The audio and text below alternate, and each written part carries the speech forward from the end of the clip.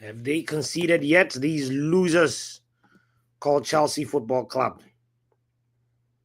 Let's see. Yes! Spurs have scored already. Let's go. That's more like it. That's what I want to see. That's what I'm here for. Oh, thank you for being here. If you're just joining, this is the live watch along Spurs, Tottenham Hotspurs versus Chelsea Football Club. We are here to drink the Chelsea tears. Oh boy.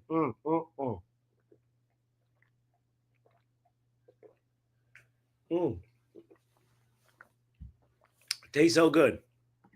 Taste so good. Let's see. Let's see who scored the goal though. For anybody that has seen the first 5 minutes, please let me know who scored the goal because I am just getting connected. And hey, big up to Doctor in the building. Yes, please pull up at second half or whenever you can, because we gotta this game never rarely disappoints. Last season, uh there was 2 red cards. Nicholas Jackson got a hat trick. There was a high line that was so high, even the high line merchants were like, damn. What is that? Yeah. Doctor, you already know. You already know. I'm Hydration Nation today. Oh, it was the 5th minute. It was Solanke on the 5th minute. Oh boy. Dominique Solanke, big up Shay as well in the building. Yeah, this is what we love to see. Where are the Chelsea family at? We need to drink some tears. Riley, NN, Poch FC, Chelsea Den. Where are y'all at? I know I started the stream late, but don't go anywhere. We want to see you complain. Oh boy. Wait, what is that? What is he doing? Oh, Chelsea almost imploding again, trying to play out from the back. Yeah. The link is in the chat for anybody that wants to join in. Shay, if you're around. Let me send that link to Poch FC.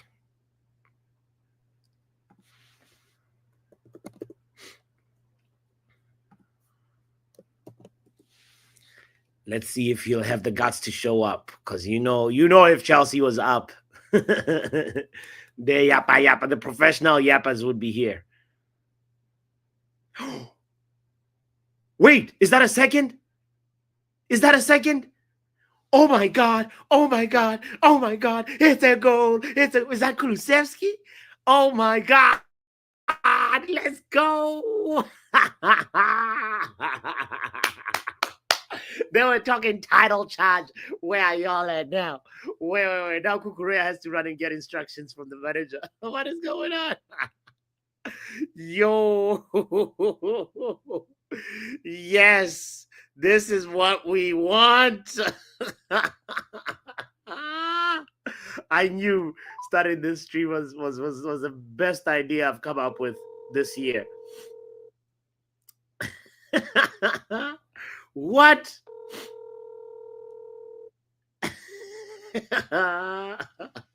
What a goal. Low driven shot from Kulusevski. And it's 2-0 Tottenham. Your call has been forwarded to voicemail. I'm forwarding to voicemail. Where's Chelsea Dad? Let's see if he'll pick up. Oh boy. Oh. Where is Chelsea Dan? Where is he at? When he called me when? Of course, when we were losing the other day. So let's see.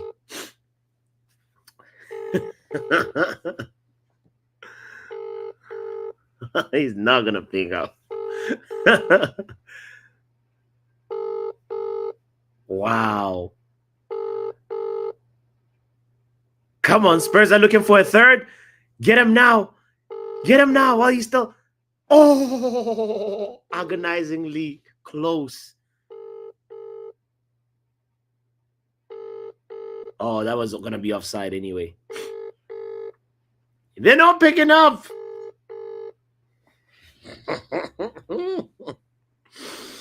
This is hilarious. Wow. Watch, we did say it would be Spursy for Spurs to win. Exactly. Where's Riley Taylor? Has anybody seen Riley Taylor?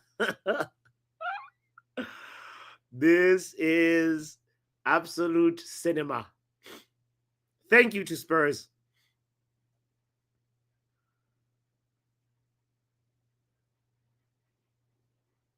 Big up to Andy in the building as well. Yes. Ah, this is what we wanted. You know? Mm.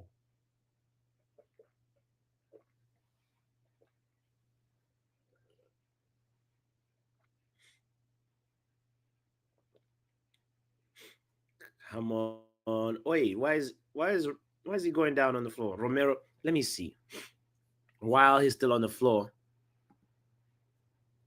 let's look at this lineup real quick because I don't know who is where. So we got Vicario is not even playing. Is he injured? He must be injured. Oh, he's just on the bench. Oh, he's injured. He's got an ankle injury. All right. Foster. Let's see what Foster can do. Fraser Foster. Very, very, very experienced. He's what, 37 or something like that? No, close. Because he's been around for a minute. Right back, there's Pedro Porro.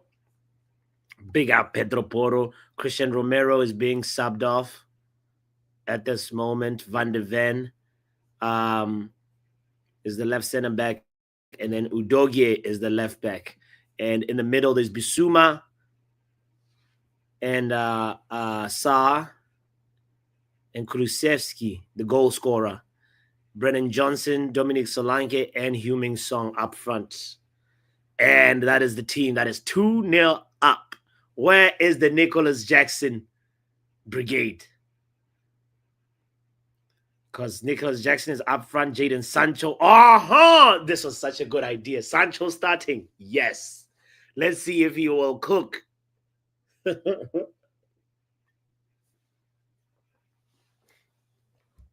So they got Jadon Sancho, Cole Palmer behind Nicholas Jackson, and then Neto on the right.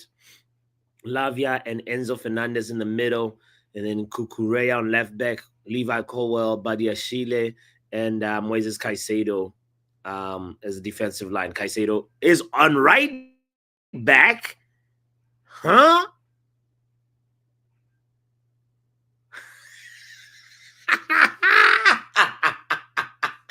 Caicedo on right back? What is Maresca thinking? Well, Reece James, I guess, he's a scammer. But don't they have anybody else? He's going to give the Chelsea brigade an excuse. They're going to say we had Caicedo on right back. Reece James is injured. Don't they have what's his name? The other left back, that backup left back, Chilwell or something like that. Where is he at? Can you not repurpose Chilwell and put him on the right or something? Wow. What you saying now, mate? Hey, Pepe. Oh, you sound calm. Don't ring, because Jordan Sancho just scored, mate, yeah? And quickly made two mistakes by slipping. We ain't lost this game, you on crack. We're on the count of 10. Wait, Sancho just... Come Farmer! You run if you want! You run if you want! It's 2-2! Bye-bye! Is it 2-2? He's trolling. Is he trolling? Oh, shit. He was not trolling. Sancho just scored. Damn it.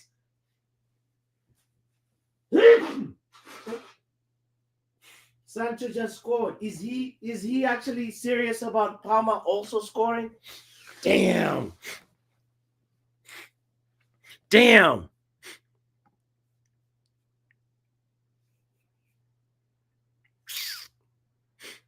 Damn it. Damn, that was actually a good goal still. Damn. Damn, damn, damn. Let me blow my nose. Excusez-moi. Damn. Don't let him score. Come on, Spurs.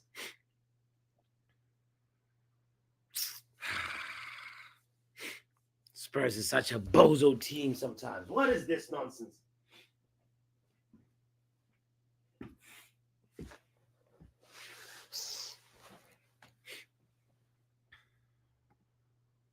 Really? Did they get the second one or Chelsea then is just trolling?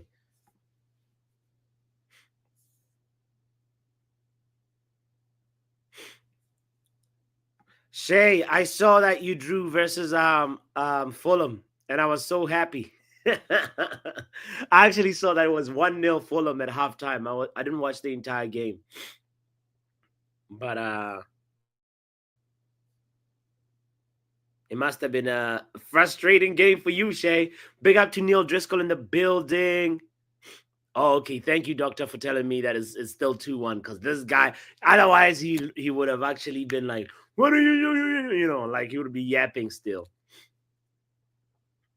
But okay, not bad. Sancho playing for the Blues and really playing. Neil Driscoll says, what do you think about Ashworth's sec? Honestly, I don't know. I don't know, Neil.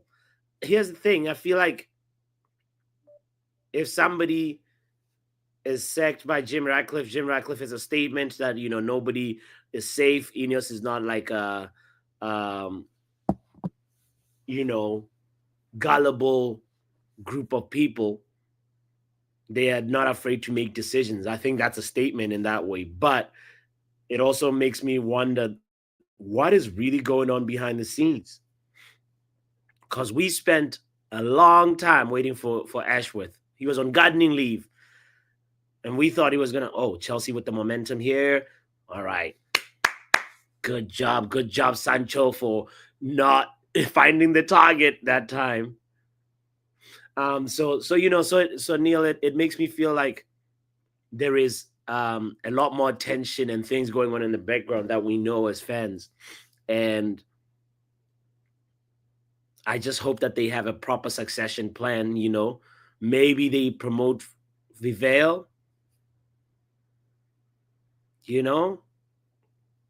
I don't know who's going to fill that role. Hope maybe they have, you know, Jim Ratcliffe has somebody specific in mind that he wants. And it's just a matter of actually like, Chelsea looking for a second here. Please, Spurs, please do not capitulate.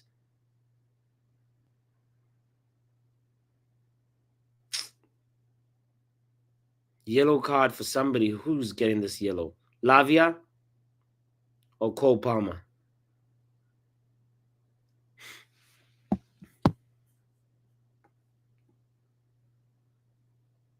Damn. They were on the break, you know. I think it must be Lavia.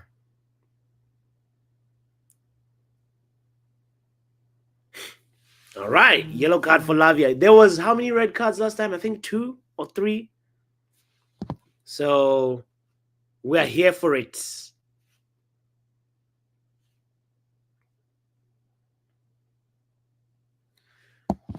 There's gotta be a sending off. So we can tell them off, these Chelsea fans.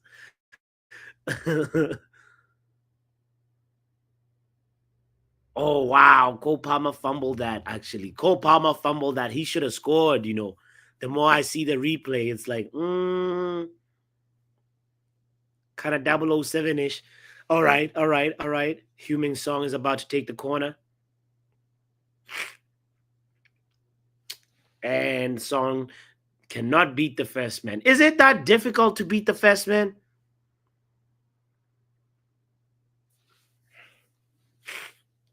Chelsea's on the break here. 3 versus 2, actually. Good defending, Udogie. Good defending.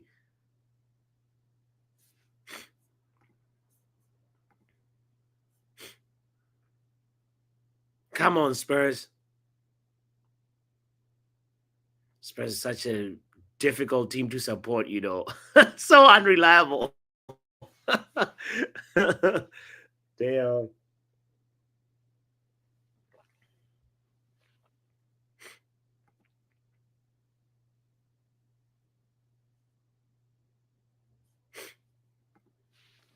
Big up to anybody that is just joining the stream right now. Appreciate you. Kindly don't forget the important thing of hitting the like button, by the way. We are watching Spurs versus Chelsea.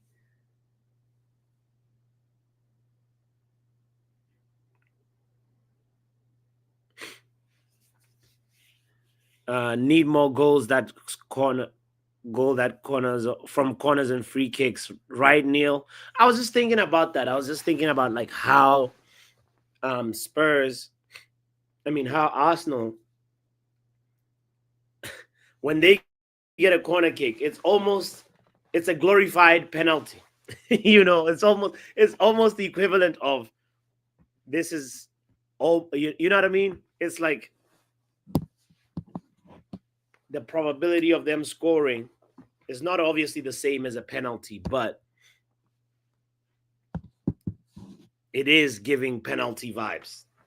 Like it's remarkable what they've done with set pieces. And that team of giants, I remember Mikel Merino, the signing from the summer. He was talking about how Arsenal, like, when back where he used to play in Real Sociedad, he thought, oh, I'm the tallest guy here. And then he comes to Arsenal. He's like, oh, I'm just normal. It's a team of giants. And who thought that would be something that would be so beneficial? And they have a giant taking corners sometimes. Declan Rice. Imagine if they actually get another person, that's shorter to take them corners, and have Declan Rice in the box as well. That's just like unfair advantage, physical advantage. Matter of fact, we should do a quick little check to see which team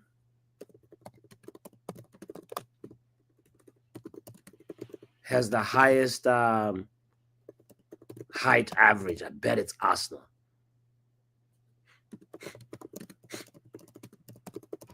I bet it has to be Arsenal. Okay, here we go from GiveMeSport.com.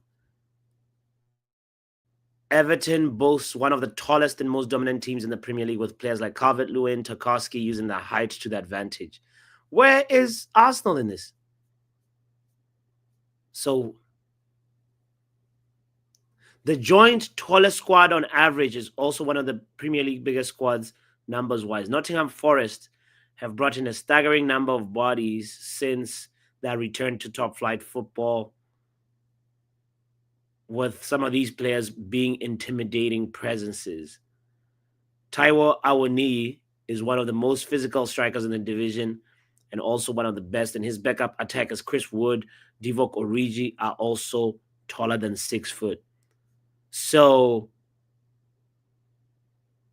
wow. But where is Arsenal in this list? Damn. Chelsea have Bergstrom, who's like the tallest player in the Premier League right now. Then there's Dan Burn of Newcastle. Fraser Forster is also very tall, 201 centimeters. Jeez. All right. We will look at this with more depth later, but I don't want to miss out on the action. But it was just a little divergence of height in the Premier League. And I was thinking that Arsenal would have the tallest squad, but I guess it's not them. Uh-oh. A free kick here for Chelsea. Is this man like Drex in the house? The Admiral is in the building. Big up, Drex. What Wagwan, you bro. saying, bro? I cool, I Man, cool, I cool. we're here. Well, we wanted to see some Chelsea tears. Well, I want to see some Chelsea tears. Yeah, I ain't got no time for no Chelsea tears, bro. Who do I you want want to Chelsea, win? You want Chelsea, Spurs to bro. win? I want Chelsea, bro. You want Chelsea to win? Yeah, I ain't got no time for Spurs, bro. I like look at Jadon Sancho cooking for them. I'm like, oh, okay. Yeah, that's what I'm here for. Sancho Brigade. Yo, that's what I'm here for. Bro. And before the crew comes calling for my head, bro, I'm not saying Sancho should come back. I'm just saying I'm here to appreciate Sancho. He's gone. So, no, before I know somebody might just say Drex wants it. No, I'm not. It's not the Sancho FC thing. It's just Okay. I feel like I felt like when going to Chelsea, leaving all of those quote unquote toxicity at United would go to an environment that's different, bro.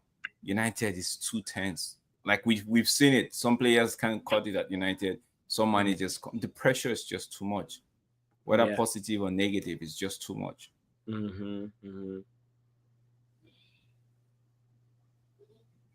Yeah.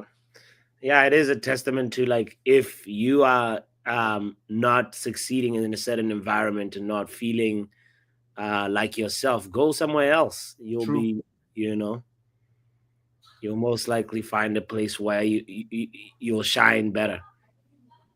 That was a good goal that he scored. That was really good. And he has the ball right now, by the way. What time are you on? I'm on 30, 23, 24. Okay, let me see if I can go back a bit because I'm on 30, 45. I saw that play already. Oh, look at you being in the future, bro. Sometimes it's good. It pays. Hey, have no fear, because men like Bali Belly Tech. Tech is here. Yeah, we in the building. Yeah, Big man. up, We're not outside. We're inside. Yeah, man. We are within. I've literally just tuned in. It's 2-1. I didn't see none of the goals, Yeah, but yeah, I'm here. I'm here for this watch along. Let's see what's going on. bro. There was, oh my goodness, the momentum. First of all, like Spurs were 2-0 up, and then the momentum has just shifted. I think he has shifted already to Chelsea. It's all been Chelsea. I mean, I don't mind Chelsea doing well, to be honest. I don't have no animosity to Chelsea, but I don't like the way that Spurs beat us. That defeat set the the wheels in motion to sack Ten Hag. So I'm here for them to get smashed. Yes, yeah. I hear you. Do you know what? For me, it's just a case of just wanting Tottenham to be Tottenham, bro. Because Chelsea, they've won the Champions League, they've won the Premier League, but it's Spurs, bro. The noise they make sometimes is just too much. Oh wow! I can't believe that. What just happened? You're in the future, by the way. What just happened? Papi, what time are you on? Because I tried to sync with you. I'm on the 31st minute, 18 seconds into it, or 20 seconds. But what time? Okay. I'm at 32:30. Okay, so you're ahead of me. There's no way I can go because you're 32 right now. You should be 32:40, right? Yeah, I'm 2 seconds behind you. Yeah, because I'm on 32:50. Okay, I just saw Caicedo's challenge. There's gotta be a red card in this game.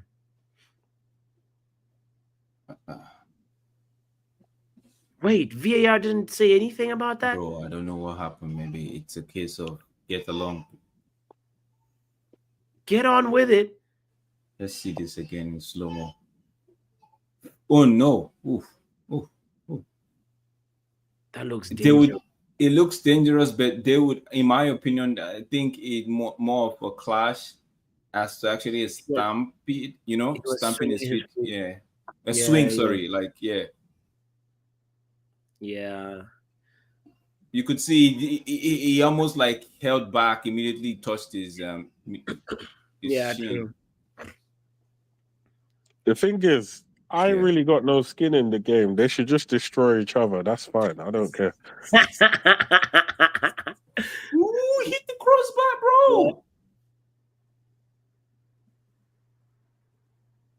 Wow, that's Oh, a dodgy tackle. I just saw the crossbar. Oh my god. That was a dodgy tackle from Casado, though. Hmm. Yeah. He got lucky. He's still No, yeah, that's the word. I think he got another referee or someone in the VR room. I just looked at him and be like, you know what? Yeah. Let's call that. Give What him a is Man Chelsea United. doing? Oh my days! No, not. Yes, yes, please Spurs score. Please score. No, Solanke.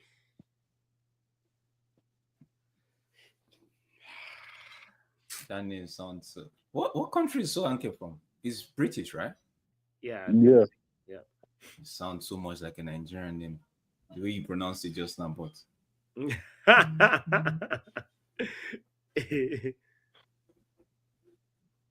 sounds like a Yoruba name. Yeah, I'm sure he probably has some Nigerian roots. Move it to the middle, you. He could be Caribbean, though. Yeah. Give him.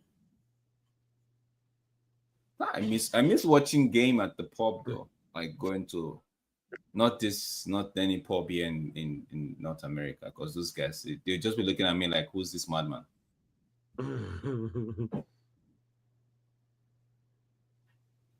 Even the NFL or the ice hockey that they love so much, when I've been opportune to watch a game with them at the pub, it's so dry. It's just the noise from the TV that's even out.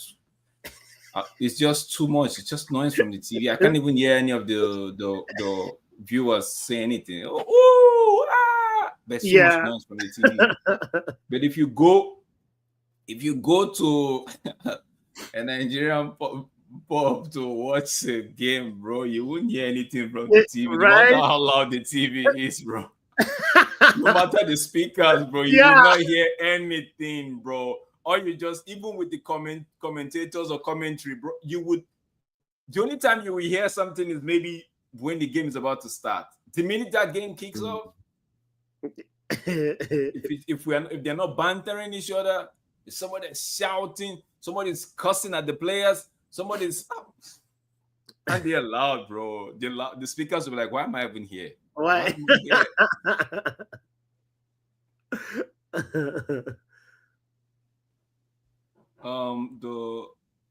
Is that any Dr. Anish is saying, yeah, he's half Nigerian. Okay. Oh, fun fact, Solanke started out in Chelsea. But to give him benefit of the, I think he couldn't sort out his foot quickly enough for that one. Yeah. Damn. Sancho is playing off to the left. Bro, come back to the right, man. You see that? You see this thing where players tend to play right-footed players tend to play on the left, and try to cut back in. I think most of the Premier League defenders now they're making it easy. It's their bread and butter now. They tried as much as possible to cut it out from those guys. Yeah. So I just feel like we should go back to those era where natural right foot players playing on the right wing. Okay, Chelsea on the no. Tottenham got bodies Who's back. the number 7? For who? Chelsea. Is it not Is it Neto? Yeah, Yeah. I think it's Neto. Yes. When he got the ball and he ran at that guy, I swear this guy's got more pace than that. But I Michael don't know. Jackson. Maybe He's he's not actually, trying. he's actually really like Neto. Like he had a good game versus us, you know, for Chelsea. When He's we're a good player. He's a good player. But I've always known him to be super quick. We're 4 points Mhm. away from 11th place and 6 from 5th. I don't even want to look at the table no more, bro. No. Mine is what? That signing took, Rest in peace. 15 million. 15 million for what? I thought it was 3 M's. Ooh, Chelsea. that signing took me by surprise, though. One day I just came home and I just see breaking news: Pedro Neto for Chelsea. I said, "What?" Yeah, bro. No, I thought he could come to United. I was nah. disappointed. The thing is, we United don't. They don't. The players that most of the fans have been talking about, these guys don't move for those players. It's the one we know that are dead.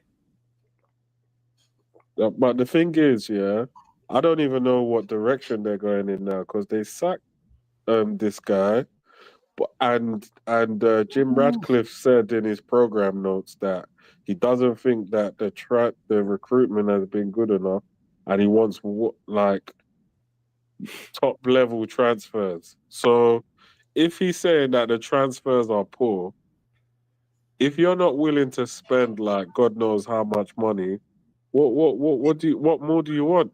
Really, I Mm, don't think it's a case of expenditure or the amount they spent. I think it's a case of going in. I think that left back that we did not sign going yeah. into a season without a natural left back. No, remember during was it the Euros where he But made we also went into the season without a top striker. That's okay, because so why okay if we now you're getting if we go into a season without a top striker and you go get us a Joshua Zexi, I don't have a problem with it as long as you put on a United shirt.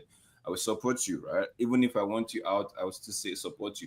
But we did not get like a striker, which we should have gotten 2 seasons before. We didn't get but it. we knew Rasmus wasn't a top striker. So No, why bro, they that's what I'm didn't saying. sign one? They know. God knows. They know. But We then didn't sign any.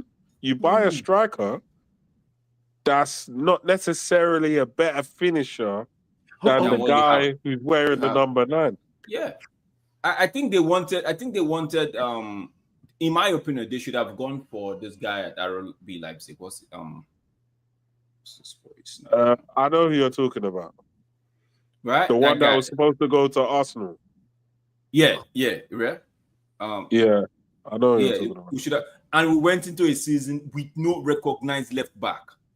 Mm, So, and this was Sir Jim during the Euros. I remember saying, "Look, sure, better not get injured." Something like that. There was, I don't know how true that clip was, but we saw where he's saying something about Luke Shaw shouldn't pull his hamstring and all of that, right? So in his mind, what most of us as United fans have been talking about, like the left back position. yeah. His mind, okay, you guys are going to sort things out. What exactly went wrong? Yeah. Or on the other side, we could flip it and be like, maybe Ashworth is feeling like this is not the place. Mm-hmm. This is not the place. Mm-hmm. Because I'm reading reports that saying, oh, he feels like he's a passenger, or he feels like he's a passenger, and all of that. Or it could be he's falling out with his brother. It could be that, Passenger in what sense? I don't know. That's why I said most of this storyline. I'm not taking everything hook, line, The sinker. only way you're gonna feel like a passenger is Mhm. if the club blocks you from bringing in that England manager. I don't think the guy wanted. If we allowed him to bring in Southgate, then yeah, you should be a passenger. Like the club should be blocking you. I don't think that report was true though, because on that same report they made mention of Eddie Howe. I'm like, I thought Eddie Howe and himself we had a disagreement, so they had like a bad Yeah, blood. but that Southgate one kept on coming up. So Right. I think there's no smoke without fire. That Southgate one kept on coming up. It kept on coming up. But Like, really, don't you and think one of the tier 1 journalists, he Yeah. said with his own mouth that the Southgate links are concrete. Mm. He said So he said they're legitimate links. Mm. hmm. So why do we like? Is it really like all down to just like Ashworth recruitment was below par? Is that No, I don't think it's a case of recruitment below par. I think it's a case of man wants to stamp his authority, but he came to United and realized like, yo, it's like DOF doesn't have that much power like the CEO. And the CEO, he's not in my opinion, someone will correct me or disagree, but I feel like the CEO is commercial and sports. So if the sporting side is not doing well, he would have to step in. And Dan Ashworth strike me like someone that wants to be autonomous in his decision making. He wants to be the one making all the decisions. Like, I need this person. This has to go. Like, it has to be my way from what I'm sensing, right? But because I read a report about himself and how they disagree, how he wants things to be done his way and wants not. And maybe he's just looking like, yo, United is not the place at this moment. I thought I would get the what I wanted at the B club, but no, it's not gonna happen. I think the only thing I'll say to that is if Dan Ashworth was their man, quote unquote their man, then they should be doing more to support whatever he wants. In hindsight now, if he wanted Gareth Southgate and that's what he wanted, me personally, I think the club better heads should prevail and say, do you know what? You're trying to take the club off a cliff by bringing this man in. So you need to be sacked. Belly, I think also we should when we say his man, I feel like it was a recommendation from Sir David. What, to bring in Southgate? No, to bring in Dan Ashworth. Bring in Ashworth. Yeah, I think it was a recommendation from Sir David Bradford, right? And like I said, I'm sensing it's okay. I want this guy. I've worked with this guy to some level, at some stage in my point in my life. I know what he could offer, but now bringing him to United, where you now have an Ome Berada, maybe with a different philosophy, different way of how he wants to do things, might be in alignment with the Ineos plan, but a little bit different from what Dan Ashworth wants to bring. So maybe they're like, you know what, you can have two alpha male in a block. One has to go. Right. So that's how so for me, and I didn't really like the Dan Ashworth thing. I'm like, I'll tell you no lie, but as a United supporter, the thing is, a lot of people have said after the fact that they don't like Dan Ashworth, and I'm thinking, okay, but what has he done that you haven't liked? The only thing I've not liked so far is the links to Southgate. Other than that, okay, people can argue that he kept Ten Hag for longer than necessary. I don't think he but kept him on the other flip side, if you can say that, the only alternative that would have happened is, okay, let's say you had sacked Ten Hag at the end of the season. Then the only opportunity, then there's three options. There's three options to come in. There's Thomas Tuchel. Yeah, Porter. There's Thomas Frank, and there's Gareth Southgate. These are the three options those were the three leading candidates for the Man United job. At this point, Amarin wasn't on the radar. Amarin wasn't even a thought as far as the links is concerned. So, and Amarin already rejected all the other offers that he had, and he said he's going to stay at Sporting. So, what was the alternative then? Because we would have, let's say we had sacked him and then we got a manager that none of us wanted, because I don't think anyone wanted Tuchel. No. So then we would have just been stuck recruiting for a manager that the fan base weren't really on board with. So that's why I don't agree with the fact that when they say he kept Ten Hag, because don't forget himself and Omar Berada didn't start early enough. By the time Omar Berada said it, by the time himself and Dan started, the decision to keep Ten Hag was already made. So when people come out and say, "Oh, he kept it," I'm not like, I don't know. Or is it that what we've been reading in the report and the news are all fake? No, but I think Jim Radcliffe highlighted the recruitment. So he doesn't look. Whatever we did this summer, he's not feeling it. So I don't know if it's a case of, oh, you brought in Xerxes and he's a bagger, whatever, or he doesn't think the lit is good. He doesn't think Mazarawi is good. He doesn't think. That's funny. It's like whoever signed Zexi has to be fired. I'm not gonna lie. I would sack someone on that basis because you have to look at it properly. Yeah. Billy, I have a question for you when you finish. Say that again. No, just remind me. I have a question for you when you finish.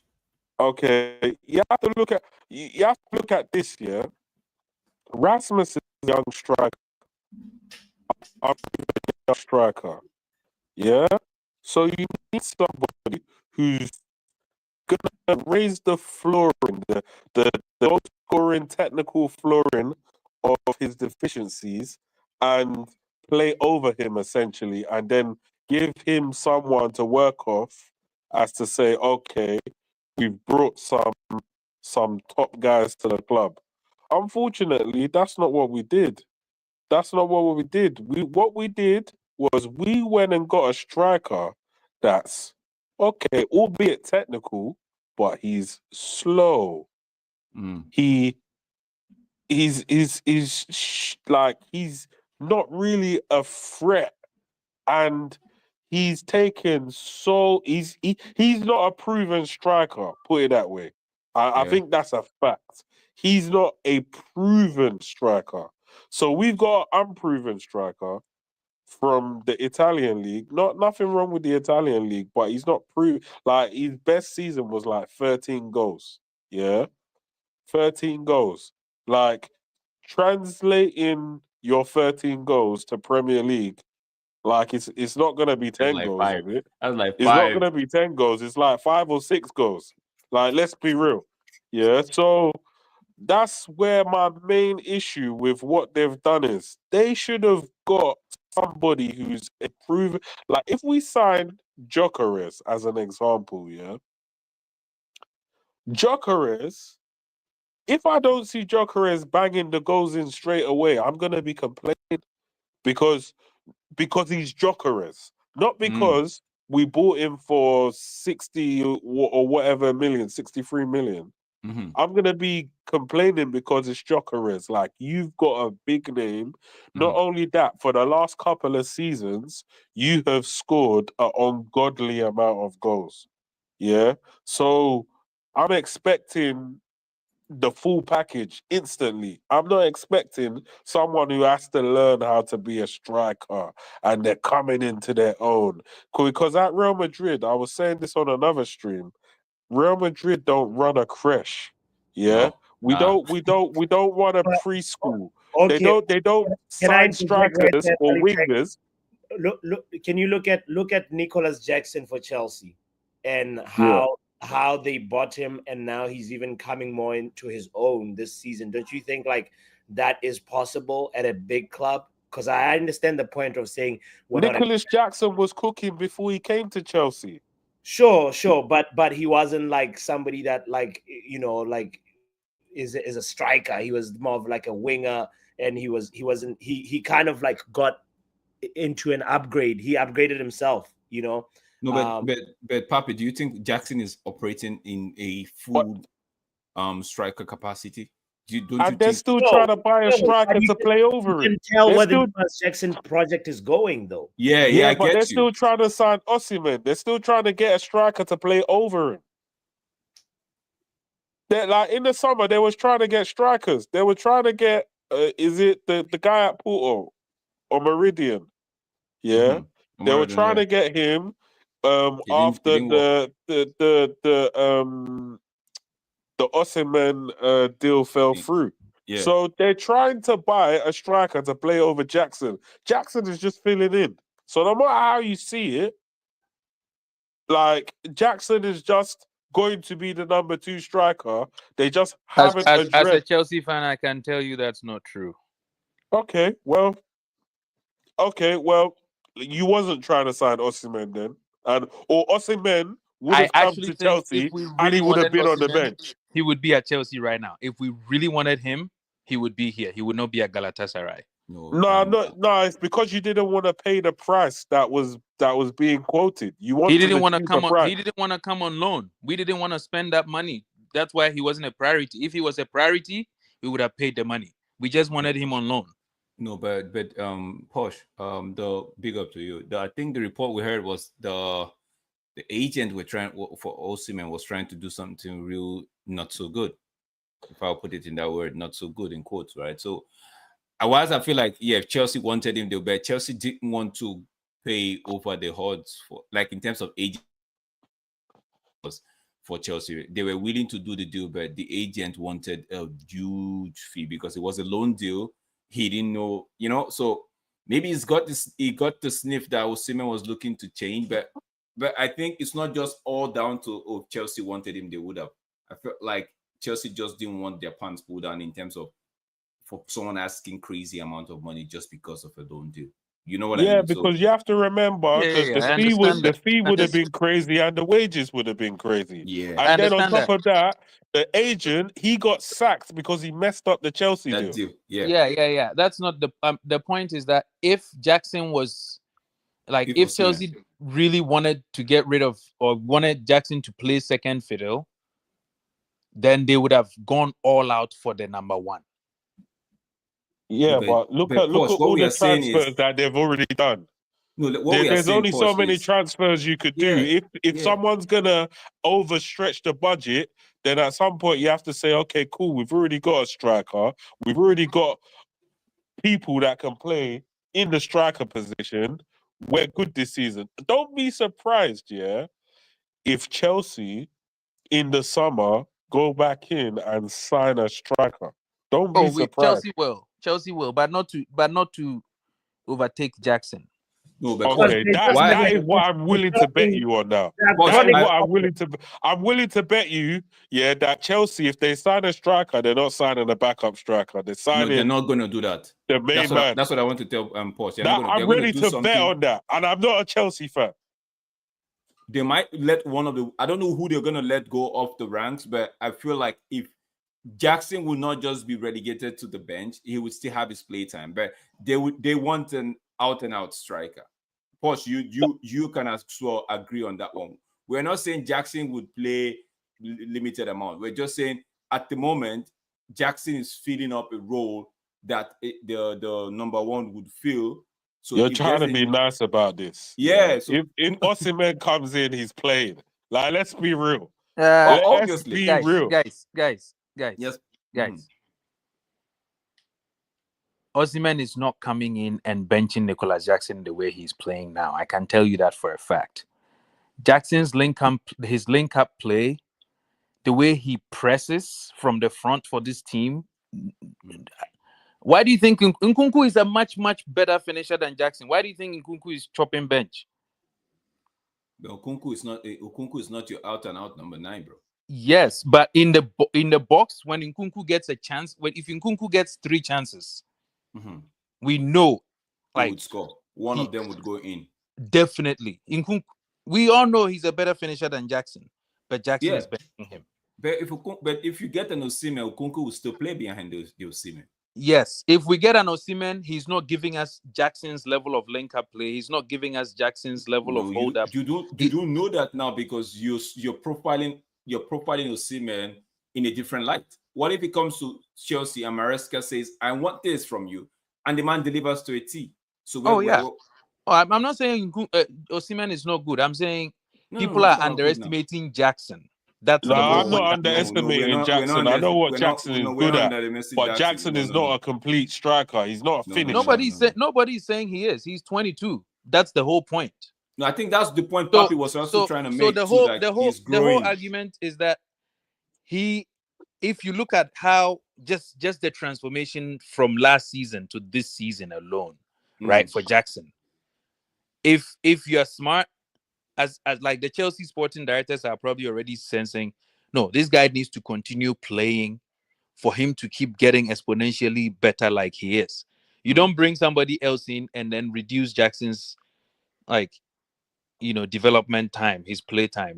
That's not going to help.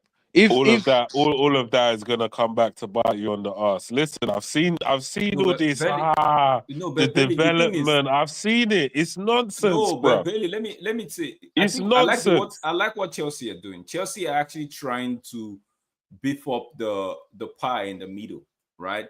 Because we want supporting Jackson, because Jackson gets loads and loads of chances to score goals, right? Now you could say his output is not matching up with the chances he's having. Maybe right now it is. Right maybe now, I still feel like it's not. You see how you said Nkunku 1 out of 3 or 2 out of 3. I feel like Jackson would be one. If Nkunku is 2 out of 3, Jackson will be like he needs to get a fourth chance to actually score. Do you want to check Jackson's conversion rate for this season? Let me see that. It's like top 3 or top 2 in the league this season.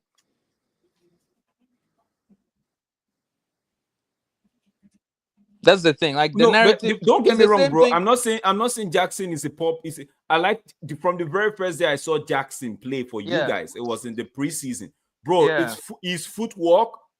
Footwork. I was as a screaming striker. out. Number is top, man. I'm like, no, I like Jackson. I like Jackson. I just don't think he's a top striker yet. I like Jackson. Oh, not yet, for sure. But if you want, the way he plays. If you want him to be the top striker, you don't take his play time away from him. That's the whole point. In the Premier League last season, didn't Jackson get like about 14 or 15 goals? He got 14 goals without penalties. And how many chances did he get? Hey, big in the building. That's the question we have to ask, because last season big up. But that's the point people are overlooking. He got those chances because he got into those positions.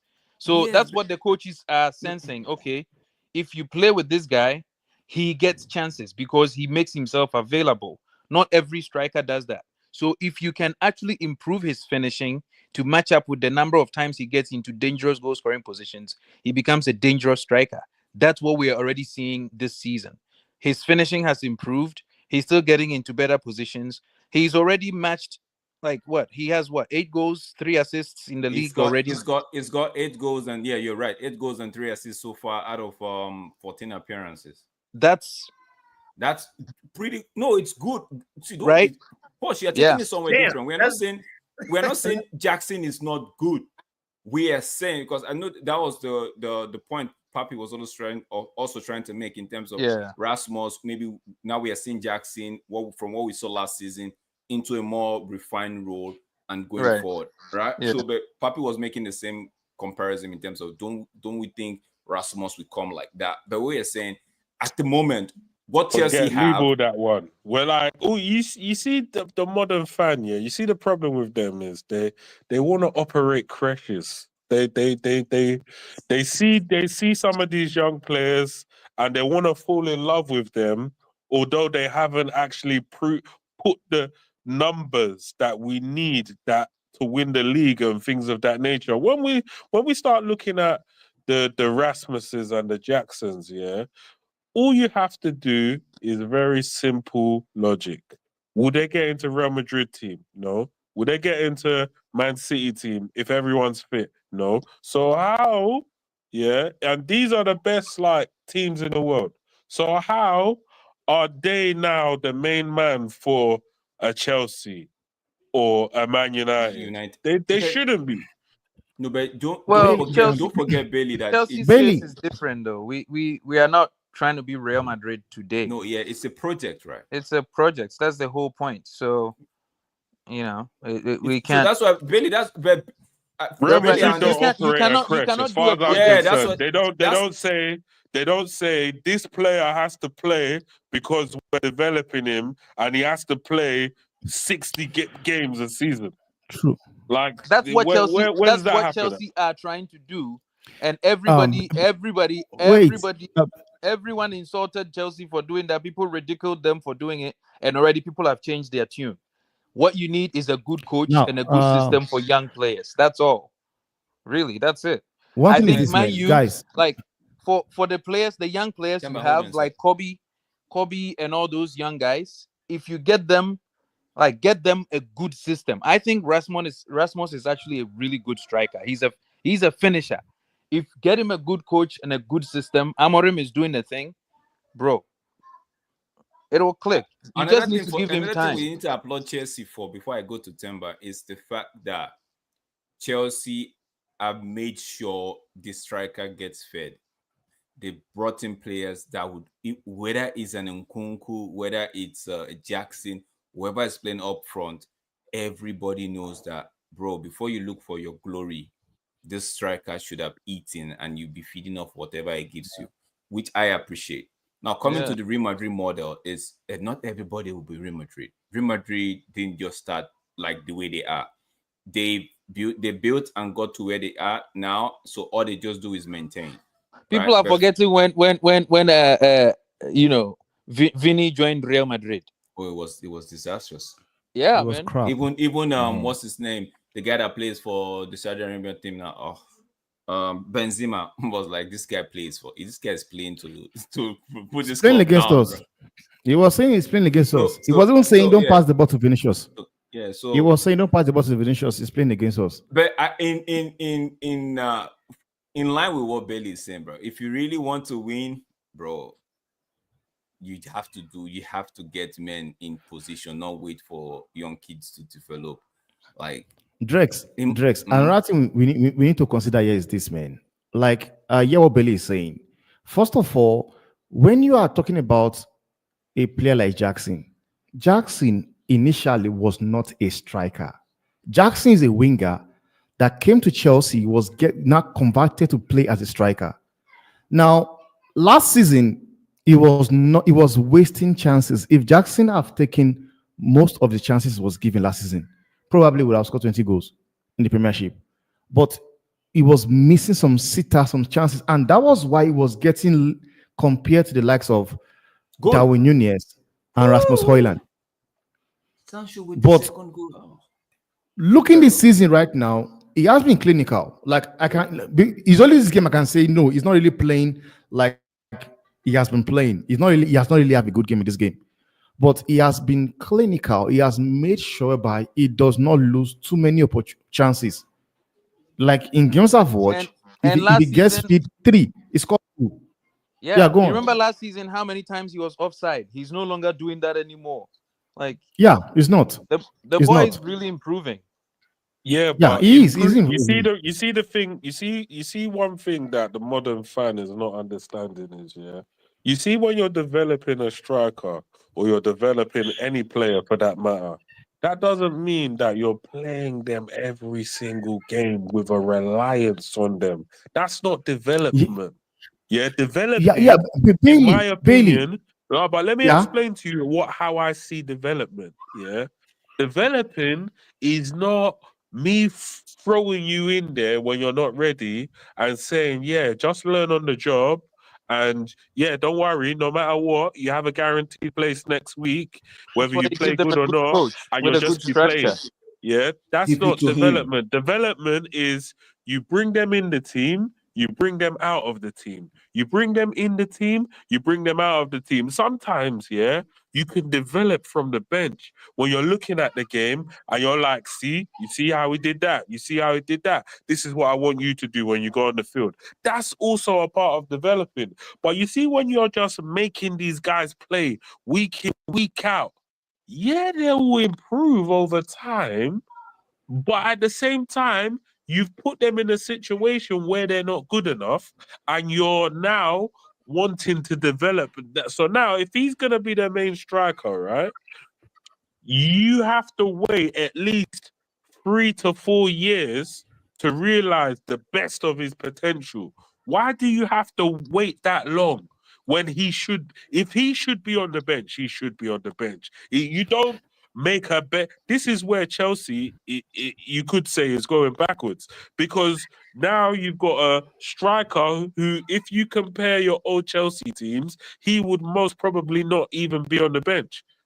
Yeah, This is the but problem this is that I not. have. But this is Bailey, not. But this Bailey, is not the old Chelsea team. Like Bailey. What you are forgetting is people- this. There's something you're forgetting here, guys. Like the transfer market for strikers is bad. Like who is out there you can get? But Before Chelsea, Gokares but is- Chelsea paid 100 million for that guy from Russia or Ukraine. Modric. Modric is a winger. It's not a but, striker, they it's a could winger. have, but that time that they bought Modric, right? They were crying out for a striker. Pause. Am I But saying but something at, wrong? at that point in time, like you look out there, who was a striker you could get? Benzema is not young. At that, for that 100 It's not. million that time, bro.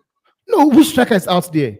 I Which don't know, but like for the 100 striker, million, like no you would have strikers given you out a there. good striker right there. No, yes, 100 million would have Why? given you a good striker, but Mm. we cannot deny the fact that from what we Yes, saw, win this game now. this guy did. What's his name? Modric. What he was Mm. doing at Shakhtar Donetsk, it was not good enough. It was good enough. Nobody knew he was going to fail. Nobody knew he was going to fail. So that's the thing. When we talk about strikers, there is no striker out there currently. Like the strikers we are talking about now, you look out strikers out there right now. It's Gokores. Okay, Which can I other ask you a striker question? right Can now? I ask you a question? I don't see you guys should not take this the wrong way. We are not saying Jackson is not good. We are not saying Jackson has not improved from what we saw last season, right? We are saying I know.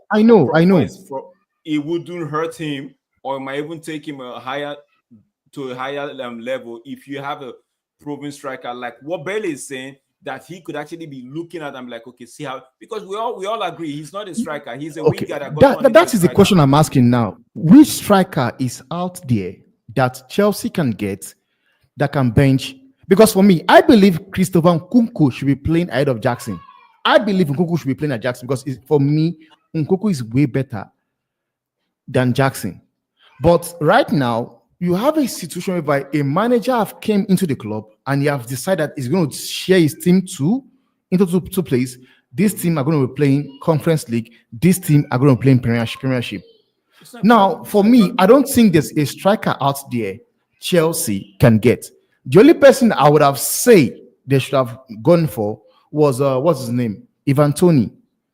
I said that when I look at the strikers out there right now, because he sees it all that you have Rasmus Højlund being the striker for United, whereby they even depend on him to put in numbers. But in hindsight, it will sit how down. Interesting that is, because where he was at Atlanta, he wasn't the first choice striker. Yeah, he was coming from the bench. We've gone to a team, yeah. We've gone and took their development project and made him our main man. Yeah. Do you see how mad it is? Yes, Yeah. yes, I get it. I We've understand. I taken get your point. Atlanta, you know, Atlanta. Yeah, B player. a bench, Project. a bench. and with they've not taken bench, with more they've like a taken project, their yeah. up and coming youngster, yeah, And we'll make and him our made starter him our main man. in a club And like paid United. 72 million. No, forget it. 72 million. But forget about the 72. Even if it was 18 million, get the concept. We took somebody that is in the Atlanta's Team B project. Yeah, Even if I understand. it was I 5 understand. million, and made him the sole striker, the Star top player, man yeah, the star player. for a United team. Even if it was 1 million.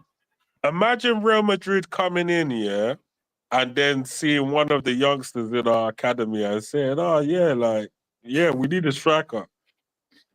That's crazy. That's crazy. This is what Man United recruitment team is doing. So Wait, then we have fans, yeah. We have fans that back this nonsense up. They'll be like, yeah, like we don't want to get Jokeres because we got Rasmus. No, It's crazy, we man. don't want It's no crazy, more man. strikers. We got Rasmus. Nobody's These saying we don't men are want Joe mad. Perez. They're They're saying- mad. No. Jokeres Drex, hype. Me, I people want are to saying it. understand- Okay, for a second, I want to understand this Jokeres hype. Like It's what? not hype. No, me. I just have a question. Yeah. Gyökeres was at Coventry just last season or so, or 2 seasons seasons. ago. Yeah. Yeah. Uh-huh. So nobody saw him. Yeah. No, they saw him. That's why he went to where he went to. And then he was playing in Champions League football. He was Yeah. playing in. He went from. Remember, Coventry wasn't in Brighton. the Premier League. He He was went in from Brighton. Brighton. Then he Yeah. dropped down to Coventry, and then he was cooking in Coventry. Yeah, which course. alerting the people at Sporting, and he got scouted by that guy, Hugo Viana, the same Hugo Viana that has been That's in signed up Man to City Man now. City. Yeah. Yeah. So he got signed by this guy. This guy cooked for a couple of seasons, helped them win titles that they weren't winning before. And people are like, oh, this is all a hype. Nah, bruv. I'm I not saying see it's a this hype. guy All get the I'm ball. saying is, I see this guy get the ball, yeah, and Ooh. when he starts running, the defenders can't take him off the ball. And then he gets into the box and he finishes. This guy is a finisher. They're telling me that Rasmus is the same guy. And I'm telling them this is a disrespect. Yeah. It's not the goal scoring alone that he's doing, you know. It's the link up play. It's he knows how to make the runs, and he's a strong guy who's a finisher. He's good in the air. Like he's a lot of things that Rasmus isn't right now. Yeah, he's a lot of things. So we have to wait 4 or 5 years before this guy starts remotely showing anything to the level of what we're expecting. But who's got 4 or 5 years to wait to start cooking? He should, by rights, be on the bench. Yeah, he is a second or third choice striker from Atlanta, who's our number 9, leading number 9. It is a madness. It is a madness. I don't care what anyone says. It's mad. Yeah, the argument will be Gyökeres didn't just start from the top, right? But who cares about that though? Who cares? Right now we need. Yeah, say what you're saying. So right now we need proven striker, right? Because growing up as a United fan, there was never a time where we were depending on the young bloods. There was never a time. We had people that would come in and deliver the goods, right? So yeah, we had young bloods, but they were coming off the bench to learn the trade as well. So I agree with you when you say get the finish one, so that someone like Rasmus can actually see, because it's one thing to tell a player and maybe show them a clip about what you expect them to do. It's another thing to actually have them be with that person that's doing that same thing, and that person telling them what to do in situations that they find themselves, So for me, I wouldn't take away getting a penalty. If we had Cristiano coming off the bench, how the hell is Rasmus not coming off the bench? Oh, that was a crazy tackle. Bro, that's a madness from Busuma there. Madness. How do you do that? How do you do that? Yellow card. Bro. Wait, this guy Casado. He waited for it, bro. Casado is a bad man. He waited. I like the way he rode for the tackle. I like the way he rode around for the tackle. Yo, immediately the referee awarded it. He was like, yeah, job done. He left his leg in and then he just rode around. Go, Palmer, ice cold. Yeah, Palmer is gonna bury this, bro. This guy is the best player in the Premier League. Sancho is causing havoc right there for to me. Yeah. Cole Palmer, how do you guys feel about Sancho now? Me, I want to know. Oh, I'm happy for you guys. About he wasn't cooking at Man United, so he should stay at Chelsea and cook there. Bro, Poch, he wasn't cooking at Manchester United, right? So don't you think United fans have the rights to feel the way they're feeling right now? No, me, I want to know what the feeling is. For me, in my opinion, I always said if he leaves United, because I saw it when he left United and went to Dortmund, he played well. So I felt like there was something at United that not just only the manager, there was something at United that it's not helping some of these players. So if he goes to Chelsea, so be it, bro. So be it. So be it. And I was one of the, I know a lot of people said it, but I said it on stream that I feel like if Sancho goes to United, to Chelsea, he would ball out. Right? And yeah, bro, the it's guy not is balling. He's balling out. He's balling out. He's balling out. Hold it! Come on! Oh This guy. gosh. You were quiet at 2-1. Is that Chelsea fan?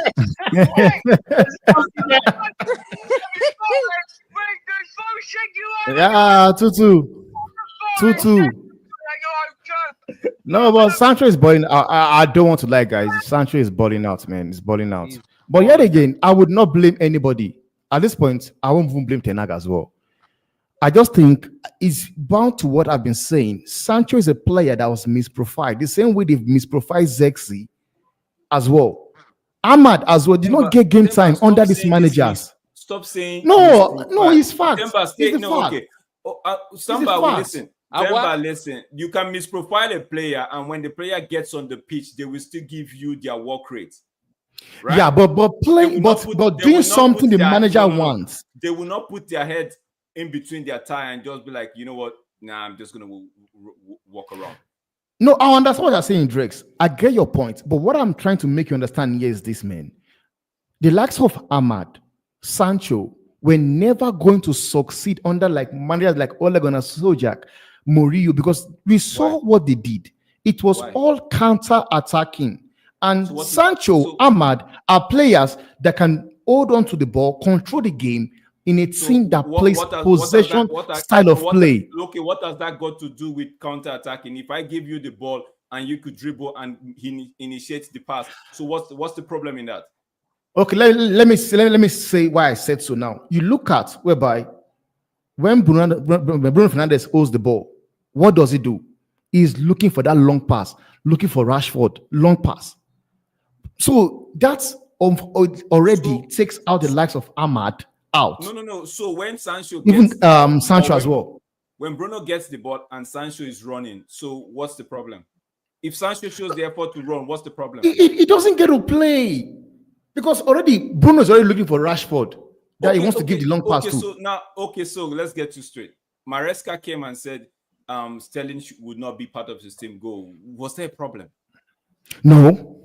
Okay, so why do you want to always pen it down on the manager? Manager have come and said I don't fancy this player, and so No, I'm not saying that's why I said I would even put it on Erik ten Hag as well. Honestly, now because I'm putting it people that goes and sign players that a manager might not really want. No, I'm not putting on. I'm putting on the people that brought those players in. Ole right now, and I'm telling you, Ole wanted Sancho. Ole chased Sancho for two seasons, right? And wanted Sancho to play on the right wing. Sancho got into the football club. I listened to the overlap. Sancho got to the football club, and he said his preferred position was off the left. That in itself kept Ole in shock. Like, bro, you were playing the right for your where you were coming from. For Dortmund. He was playing both right and left. Nobody should come and he was playing both right and left. He was playing both, but mostly was left. Yes, but when we were getting him, for the right wing. And in my opinion, from my opinion, I felt like Sancho knows he was coming to play predominantly at the right side of United's forward line, in the right wing position. Right now, it did not work out. Does not make the player less of what they have. It's just a case of putting square pegs in round holes. It did not work, so move on, bro. Like you say, moving on is okay, man. Like if a manager doesn't want the player, let him go. Like if a manager, yes, he's burning with Chelsea. Yes, good. If a player does not want to be in a place, they can leave. It's not just about the manager not wanting a player. The manager can want a player, and the player might not be giving the output that even the club and the fans and the owners are actually looking at. You want this player, but See the case of Ten Hag and Rashford, Yeah, yeah. right? So everybody's like, what's he doing that's making you start? Honestly, So man. the manager wants the player. So that's the case of the manager wants the player, but the You player guys, you is not guys need to giving do the something about. You expectation. guys need to do something about Bruno and Rashford. I don't know what you guys want to do, but I've been saying it and I'll keep saying it.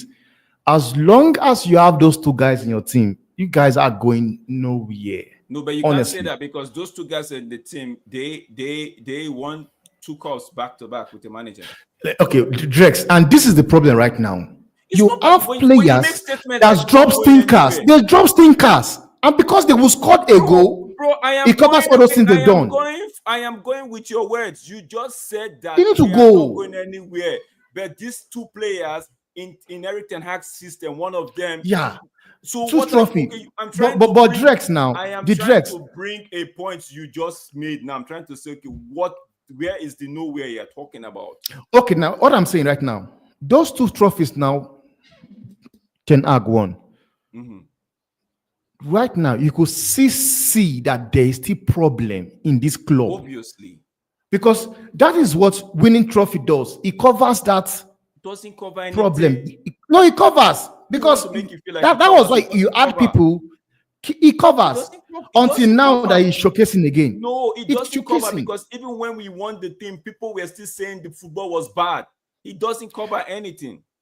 When you are saying people, few people, majority still wrong with the listing. Like, even you know that some people still believe Saki Ten Hag was the wrong decision. It wasn't. When people are saying people, when people say people, we knew majority wanted the man out. So when you say people, you are talking about just the selected few that wanted the manager to stay. So, but that's gone. Honestly, what I'm saying is a player can go out like Kopama now, for example, is in Chelsea, is balling out in Chelsea. We've had Kagawa ball out for Dortmund, came to United, did not cut it out, went back to Dortmund, smashed. Yeah. So it's not really about manager or board. It's all on the player. No, like at this point in time, Drex now, like that's why I said they've done everything they want to do. They've brought in the right structure, and the fact that we woke up to Dan Ashworth being sacked tells you that these guys are not playing. They're not going to take nonsense. Now, that was the question I was going to ask Bailey. Like getting rid of Harry Maguire, I don't think will be like it's a success. Like, yeah, we got rid of him because at the end of the day, maybe he's coming to the end of his contract. Getting rid of Eriksen is going to go anyway. Now, the players, or what I want to know about these guys, will they be able to get rid of the players that needs to be getting rid of? Would they be able to do it? Because it's not about getting rid of the likes of Marshall and on the one hand, talk is cheap. On the one hand, talk is cheap. Action is actually the most expensive thing, right? But my question to you is: do you know United's financial state? Do you that's have another problem? Okay, so when that's another problem. That's why I say fans can talk. We can actually see like I agree with everything everybody's saying. For me, Dalot, 1 second, guys, 1 second. Dalot, Rashford, and I will call Dalot, Rashford, Bruno, right? And Harry Maguire, Onana should be on that list of people that should go. Right? Now, what I've known from United in the past, when they sell quality, they buy subpar. Right? Yeah. No. So now the financials is another thing. So you have to factor everything. One thing we could want all these players gone, right? Like what Bailey was saying. How the hell did they go pay that amount of money for a Team B player to be a main man? You get what I'm saying? True. So it's they've messed up the financials. Now, like I always used to say, 10 years or 11 years of mismanagement is no joke. It will catch up with you. You end up putting up with what you don't want to put up with. It's a case of a man that you were too high. You went to the club and you now carried somebody that you know on the normal day you won't walk with them on the street, and now they are pregnant with your child, and you've already had the confidence with yourself that whoever gets pregnant, you have to marry. Mm. You have to live with Yeah, I the understand. consequences. I get your point, man. That is a mad logic. They've squandered their money. Now they have to deal with whatever they have, right? And Yeah, somebody is yeah. trying to say, okay, Drex is let's say dropping the African logic. That's somebody a is saying, crazy analogy, man. somebody is saying, let's try to see how we can restructure and fine tune, Yeah. right? But But don't for they me, say when a girl gets pregnant, that's your wife now? that's what they say. That's and you as a man, you be You like, have to marry. You have you to have marry to her. you have to I have marry. to marry my. And you can't, so that's where most of people, that's where their problem Even if started. you're not married to her, they'll still be calling her your wife. Your wife, you get it? Yeah. No, but so this is so we've squandered, we've mismanaged funds, we've given players stupid contracts, right? We've even let players run down their contract where we could have as well got the one that keeps making me upset every time I talk about this statement, this topic is Jesse Lingard. We should have gotten some money from that guy. 30 million. 30 million. They wanted to pay 30 million. And they said no. They said no. God. Somebody sat there in his wisdom and said no. You're going to walk out of the door for free, bro. The season he had at West Ham alone. Pogba came to you, according to the reporter. Pogba came to you and said, "Let me go." You said no. Man said, "Okay, you know what? He checked out. You were paying him good money. Free transfer. Out. Then free. What was there was another mess up where they re-signed Luke Shaw to a long-term deal. Improved contract. They've done a lot the same of thing with Bruno Fernandes madnesses as well at now. this club. Oh, okay, now Temba, you're seeing all of this. Why is I like Bruno? Come on, if you wanted to go catch good, sell and get good money for him, bro. Rooney, but at the time, that doesn't sell those guys, man. If I'm gonna be real, yeah, you see the problem that some United fans have, right? Is they want to make Bruno the biggest problem in the club. Yes, I know that. And the fact of the matter is, yeah, I'm not even saying don't go and buy someone better than Bruno. I'm in the camp of nobody should be safe at the club. So you see, when I criticize Rasmus, facts. I'm not criticizing I agree with him because I hate Rasmus. I'm saying that I remember when we used to have Ronaldo, Berbatov, Tevez, Rudy, Nani. There was a time we had so many players that you can play in that forward line. Giggs, yeah. We had so many Louis players Saha. that you could. Yeah. We had. Oh, what a goal! Chelsea. Who's that? Neto. Sancho? No, Enzo. Neto. Hey, what's happening, people? Big up, Vegeta. I heard the African logic and my ears got itchy. I said, fellow Africans. Shut up, man. Shut up. Shut. See, the thing is. But please hang up, bro. We don't have time for that. I was quiet at 2-0, but why you like doing this? Shut up, man. Shut up. We should be quiet now. Bro. Oh, he's behind this. Problems here. You busy Spurs is entertaining gonna that. score. Okay, shut up. Man. What's up, man? Like Belly Tech, bro. I hear you, bro. Speaking that logic, I feel you, bro. The club. And sometimes when I talk and people, I just stay neutral because, bro, the club, bro. You know, that's actually the reason why I jumped in, Drex. You reminded me. You know, today somebody said we must spend 1 billion in the summer. I said, hey. Look at this FIFA 1 billion. 1 billion. 1 Where's the billion money? in the summer.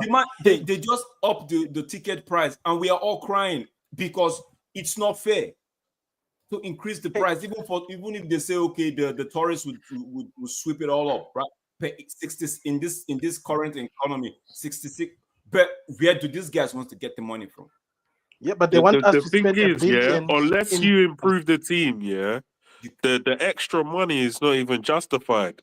How dare the club, yeah, increase the prices of the club, and you haven't even got a striker that scores goals? There's no left back. You haven't even got a striker that scores 30, 40 goals a season, and you're telling the fans that they need to come and like what they coming to Old Trafford to see?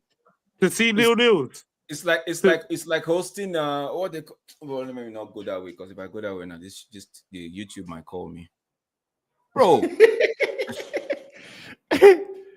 Telling me to come and pay for what? You knew this season, and I was saying it, you knew this season you don't have a natural left back. The two you have, they got the injuries that they got, right? One, we could say, okay, maybe you should have stayed away from the Euros, but you fancy your English national team, which is okay. I don't have a problem with that. But you walk into a season without no recognized left back. Yesterday, I was watching the game yesterday, bro. We were crying out for a left winger to just put his foot through the ball. Just give me a good cross in. Not those ones that Lot will have to wait and position his hip properly. His left is not a strong foot. Give me somebody that could... And this whole thing of...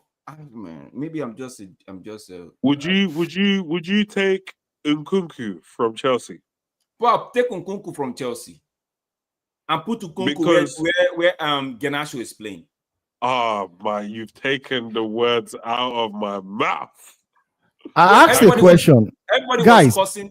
Everybody was cussing out Bruno Fernandes yesterday. Rightly so. He made that mistake. Onana should have stopped the ball. But Bruno made the mistake. So I go back to the first person that made that mistake. Fine. Good. We took Bruno out of the game. Everything went calm, quiet. He became worst. Nothing else. And we took him out of the game, rightly so, because there was a point I saw where he couldn't run. They gave him a ball and he couldn't run. And he was pointing at the person who passed the ball. I'm like, this guy's take him out, right? So, but I want them to move players like that on. But if you move someone like Bruno on, the person that is coming to replace him, is he of the same or is he even better? You see the problem with that, yeah, is even if we buy somebody that's better than Bruno Fernandes, do you know what we've just done? We've still somehow weakened the team. And I'm going to explain to you why. Because who said that Bruno is so rubbish that he can't be on the bench? Why can't we have a strong team to the point where even if we don't play the player that's playing ahead of Bruno Fernandes and we play Bruno Fernandes and we beat our rivals, they'll turn around and say, oh, but Bruno's a good player, now he's a good player. Yeah, now he's a good player. But if you have to play him every single game, that takes a part of you away. You can't play every game. It's a 60+ season campaign. You're very right. I've got an answer for you. What I've understanding you. Wait, Timber. Let me answer the question. Yeah, go on. The uncomfortable answer to your question is the fans. The fans are the reason why we can't do that. Because the moment you drop that player, because there's a better player, there's a whole protest. No. There's an uproar. Player FC. People don't understand the idea that a season is very long. So long that you can't do exactly what you said. But the moment you implement it, it's like when we say patience. The minute something goes wrong, where does the patience come? Is it found? People like Temba will come out and start calling us out. Go ahead. Because you've said it all. It's just what I wanted to say. The answer is the player FC. Whereby when you get a player drop, this player will be asking now, why is this guy being dropped? We've got that fans whereby instead of supporting the club, they choose to support a player. So, and if that player is not playing, everybody wants to be making excuse of the player that is playing in the position of that player. Just like whatever we'll have with, just like Mark will say, whereby you are trying to have a conversation with Mark between Anthony and Ahmad, he will leave what you are saying and start calling Mason Greenwood. Like Mason Greenwood is not here. We are talking about Ahmad and Anthony. So that's the thing. You have people by I don't even know why they.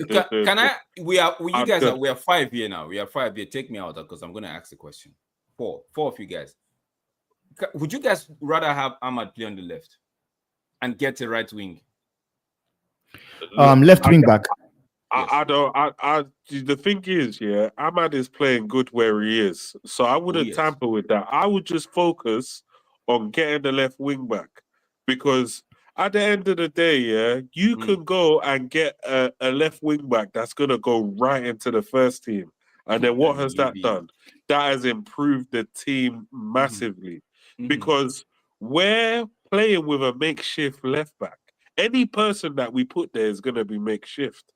So if you go and get a first team level left back or wing back or left winger, whichever you want one you want, that person that person is meant to be so good that really all we just need to do is buy backup in that area or buy somebody to challenge them for their place. The problem that we have is we keep on trying to have a first 11, and the aim shouldn't be to have a first 11. The aim should be to have a squad, and for the players to match the energy. Even if you're on the bench, when you play, you need to match the energy of the person that has started maybe 2 or 3 games ahead of you, because at the end of the day, you're still fighting for your place. You never know. If you perform today, you might start in the next game, but if we know that you're a bench player, it doesn't matter how good you are, you're going to return to the bench. And so there isn't really a competition for any place. And that's what I don't want at Man United. I don't want that. I hear The only place I would try Ahmad is on the 10. Honestly. Yes. The only place I want Ahmad to play right now is on the 10. That's true. And I asked a question. I said, because I'm sure I put it on the group chat. I said, I think Ahmad, for me, go ahead. Son right now is going to, at the end of his contract, would you take Human Son if that means you sell Marcus Rashford? But why can't we have Son on and the bear in mind, Son is also going to be 33 soon, maybe next year, July or something. Penalty. Wait, penalty for who? Penalty to Chelsea. Spurs. This game is wrapped. What was that now? You sir in the box. I don't personally, that's not the game model. We're not trying to sign guys that are 30, whatever. We're not trying to do that. I would, if you want to sign Song and sell Rashford, to me that doesn't make sense. You might as well just get Song and keep Rashford. Song is on the free. On a free. He's on a free transfer. No. Because you're gonna have to pay him a lot of money. Personally, except you want to sell Rashford and buy another, not sell Rashford and collect Song and leave it like that. You have to buy a Rashford replacement, because it doesn't make sense selling Rashford and getting a Son and leaving it at that. Bro, like what you were saying, what stop us from having quality off the bench as well? So get somebody to replace him. So it's like the case of where we saw Pogba and we haven't replaced him, bro, up to this moment. I mean, if we're gonna do that, I don't mind it. But what a penalty! Damn. This guy is brutal. Kopama is brutal, man. This guy is the best player in the Premier League. I don't care what anyone says. He's the best. He's just the best. He is the one who brought Chelsea back into this game. He's the one. Without Kopama, they're done, bro. The goal for Enzo, how many players did he beat before he gave it to him? It's crazy, man. It's crazy, he's a man. phenomenal player. I am still saying it. 40 million for this guy was a steal. 40 million. 100%. 40 million. I just don't know how Man United or Real Madrid is going to get him out of this club. Yeah, regretting, man. Selling this route. Wherever Pep is regretting, want man. To get this guy up, they will have to pay good, like 100. Like 150 or 130. It's going to be more than 100. They won't accept 100. They won't. Chelsea, right? This guy's on like an 8 or 9 year deal. They're not going to accept 100. And Chelsea knows how to sell that player. That's one thing again. They'll sell him for like 200 at least. It'll probably be like a record signing, biggest transfer so far. My God. Now, what a player. What a player, man. I wanted The Chelsea thing to win is, this game. the thing is, you kind of want him like now. Like I don't want him when he's going downhill. I want him now. But the Is thing it wait is, now? like what Now. we've been saying, our recruitment needs to be on point, right? How did Chelsea's recruitment foresee this and got him from Man City? I So don't know. Man, our But it's recruitment crazy, needs to. man. Man City was How smoking did crack. Hugo Viana see Victor Gyökeres at Coventry and be like, you know what, And come get over, him. you make me money. You know, even if it's not, you will make me the money I'm looking for. You're a good player, you good. So our recruitment shouldn't be telling me they are saying, fine, I'm not United, we don't give them a lot of time. Fine, 100%, right? I still believe the likes of Rasmus, Ahmad, they could, because now everybody's seeing it. Recruitment thought about Ahmad and everybody's seeing it at the moment. I still feel like there's a lot of things Ahmad would still need to do, but we need to be looking for, in the words of Sir Jim, the next Mbappe, the next Jude, and all of that. We need to, not all this craziness that they are doing, trying to do trial by error. Well, if you want to do that, I'll go back to the links that we a player we got linked to not too long ago, the striker at Ipswich who Delap. was making the the Liam. lap. If you We need go to and go in. watch We need to clips pump of this something guy, like that. this guy plays like the way Gyökeres plays in the same sort of style.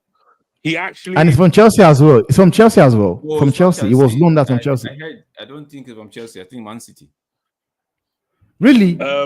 I think he was a let me Man see. City youngster. I think He was he in was a Man Man City, not City Chelsea. I know youngster. that somebody was telling He me was in the he was- academy. I think he was a Man City academy graduate. I think. But the guy, he's a good player. Like he was taking the piss out of us. Like Yeah. But that is like Man City. He's was not from Man Mbappe, City. but I'm saying he's Okay. like he's somebody before he's somebody right now.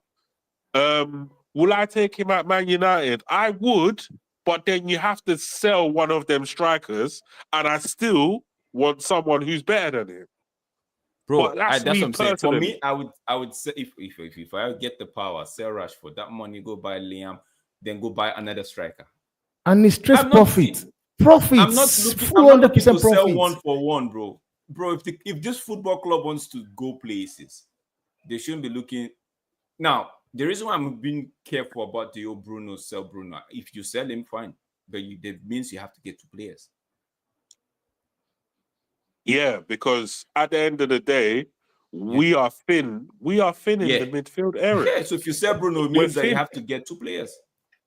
We're supposed to be increasing the numbers, not getting rid of players that can perform. The guy, we're saying he's bad, but the guy's got like 9 assists. I think 10 to 9 assists, something in that region of ballpark. Yeah, not bad. Coming into December for a player that we think is rubbish. Yeah. Not and bad. don't forget that he should even have gotten more if those guys were able to convert their chances. I don't even count them ones, but just for what he's done so far, for a guy who's supposedly not good, he's already. But if he, is sitting on 20 assists come the end of the season, this whole we need to sell Bruno. I'm sorry, but you have to get somebody. It's like you're just. I don't know, bro. I right. don't know what to say. Games I don't know what far, to say. He's got 9 assists. Yeah, 5 goals. 22 games. 5 goals, 9 that's assists. 14 GA, bro. So if he has like 30 GA by the end of the season, what are you going to be telling me then? Because he can easily score another 5 goals and he can easily get another 10 assists. So what are we going to be saying then? Solanke was a waste, bro. Guys, what is this Ange Postecoglou project gonna look like? Like, are they gonna stick with him, or Spurs is gonna fire him? This is kind of crazy. I think if he doesn't. Oh, hi guys, hi everybody. Hi, I didn't greet everyone before I started talking. If he doesn't win anything this season, he's going. Because why would you start at the beginning of the season say, "Oh, I win something in my second season"? If you don't don't win anything, you're gone. Ten Hag didn't promise anything, and he won something, right? Well, at least Yeah. at the beginning of his tenure. I No, don't Ten Hag recall did not that promise. happening. He told us that he So wasn't a magician. he should have That the just coach was not a magician. yeah. No. We can't say that. He came in and he said errors come to an end. He No, said but he also errors come said to. that the coach is not a magician, so we shouldn't be expecting a coach to do magic. He said that. Yeah, but that's Exactly. He said after it. the fact, He said though. it. He said That's it. No, after the fact. not in his second season, in his first season. No. I remember. In He his said first he's not season, Harry he said Potter it. after But the we, fact. No, that was the third yes, season. Guys, I want to just say something, man. I noticed one thing. Ateta proved that he's a very good student of Pep Guardiola. Today, I saw him drinking water. He was drinking a lot of. I said it's about time Ronaldo needs to go and sponsor that team because at least he has a water company, so he must sponsor Arsenal and Man City.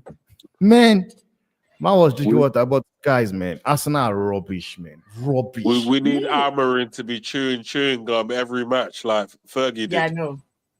I used to think Fergie used to chew so much gum. I used to pray his teeth didn't like fall out because I was like, he's grinding his teeth. Like I think he was doing it to prevent so much grinding, but still. But even when I see him at the game, I still see him chewing gum. Even when I see him at the game, he's still chewing gum. Belichick. Mick does bring something to my mind right now. What happened last night? Night? Yeah, what happened last night, Belichick? What happened? Yesterday, you on the stream, you were busy snoring, man. I passed out. Bro, I fell asleep. We were like, "Oh, Mick, what's Belichick? What do you think?" And we just hear this guy snoring. That's like the thing is, I thought my mic was already paused. No, we couldn't hear you. See, there's something I want to see. This Arsenal team, right? If to get to a point, the players will stop believing in the manager. If they don't win anything this season, bro. Oh. You should know what I'm coming to come out. I'm taking Saliba. My bad people. That's actually embarrassing. Like at least you made us laugh, man, because yes, United lost the game. So many people were so down, people were mourning, but when that happened, everybody started like me. People down yesterday. Well, I'm happy that people had some small enjoyment because yesterday was sad, bro. Man, it gave me a good laugh. And and then a lot of us wanted Chelsea to win. Don't worry about it. You don't worry about it. Don't worry about it. FYI, the women's team actually won their game 4-0. Very impressive. We've scored a lot of goals. I think we've conceded like 3 goals in the season so far, 4 or something. Nothing too crazy. So at least somebody in this damn corporation is good. And the under 18s are just scoring goals. Obi Martin is just doing hat trick. They're doing it for fun. Hat trick. It's like they're doing. I scored a hat trick today, yeah. Or no, when did he score a hat trick?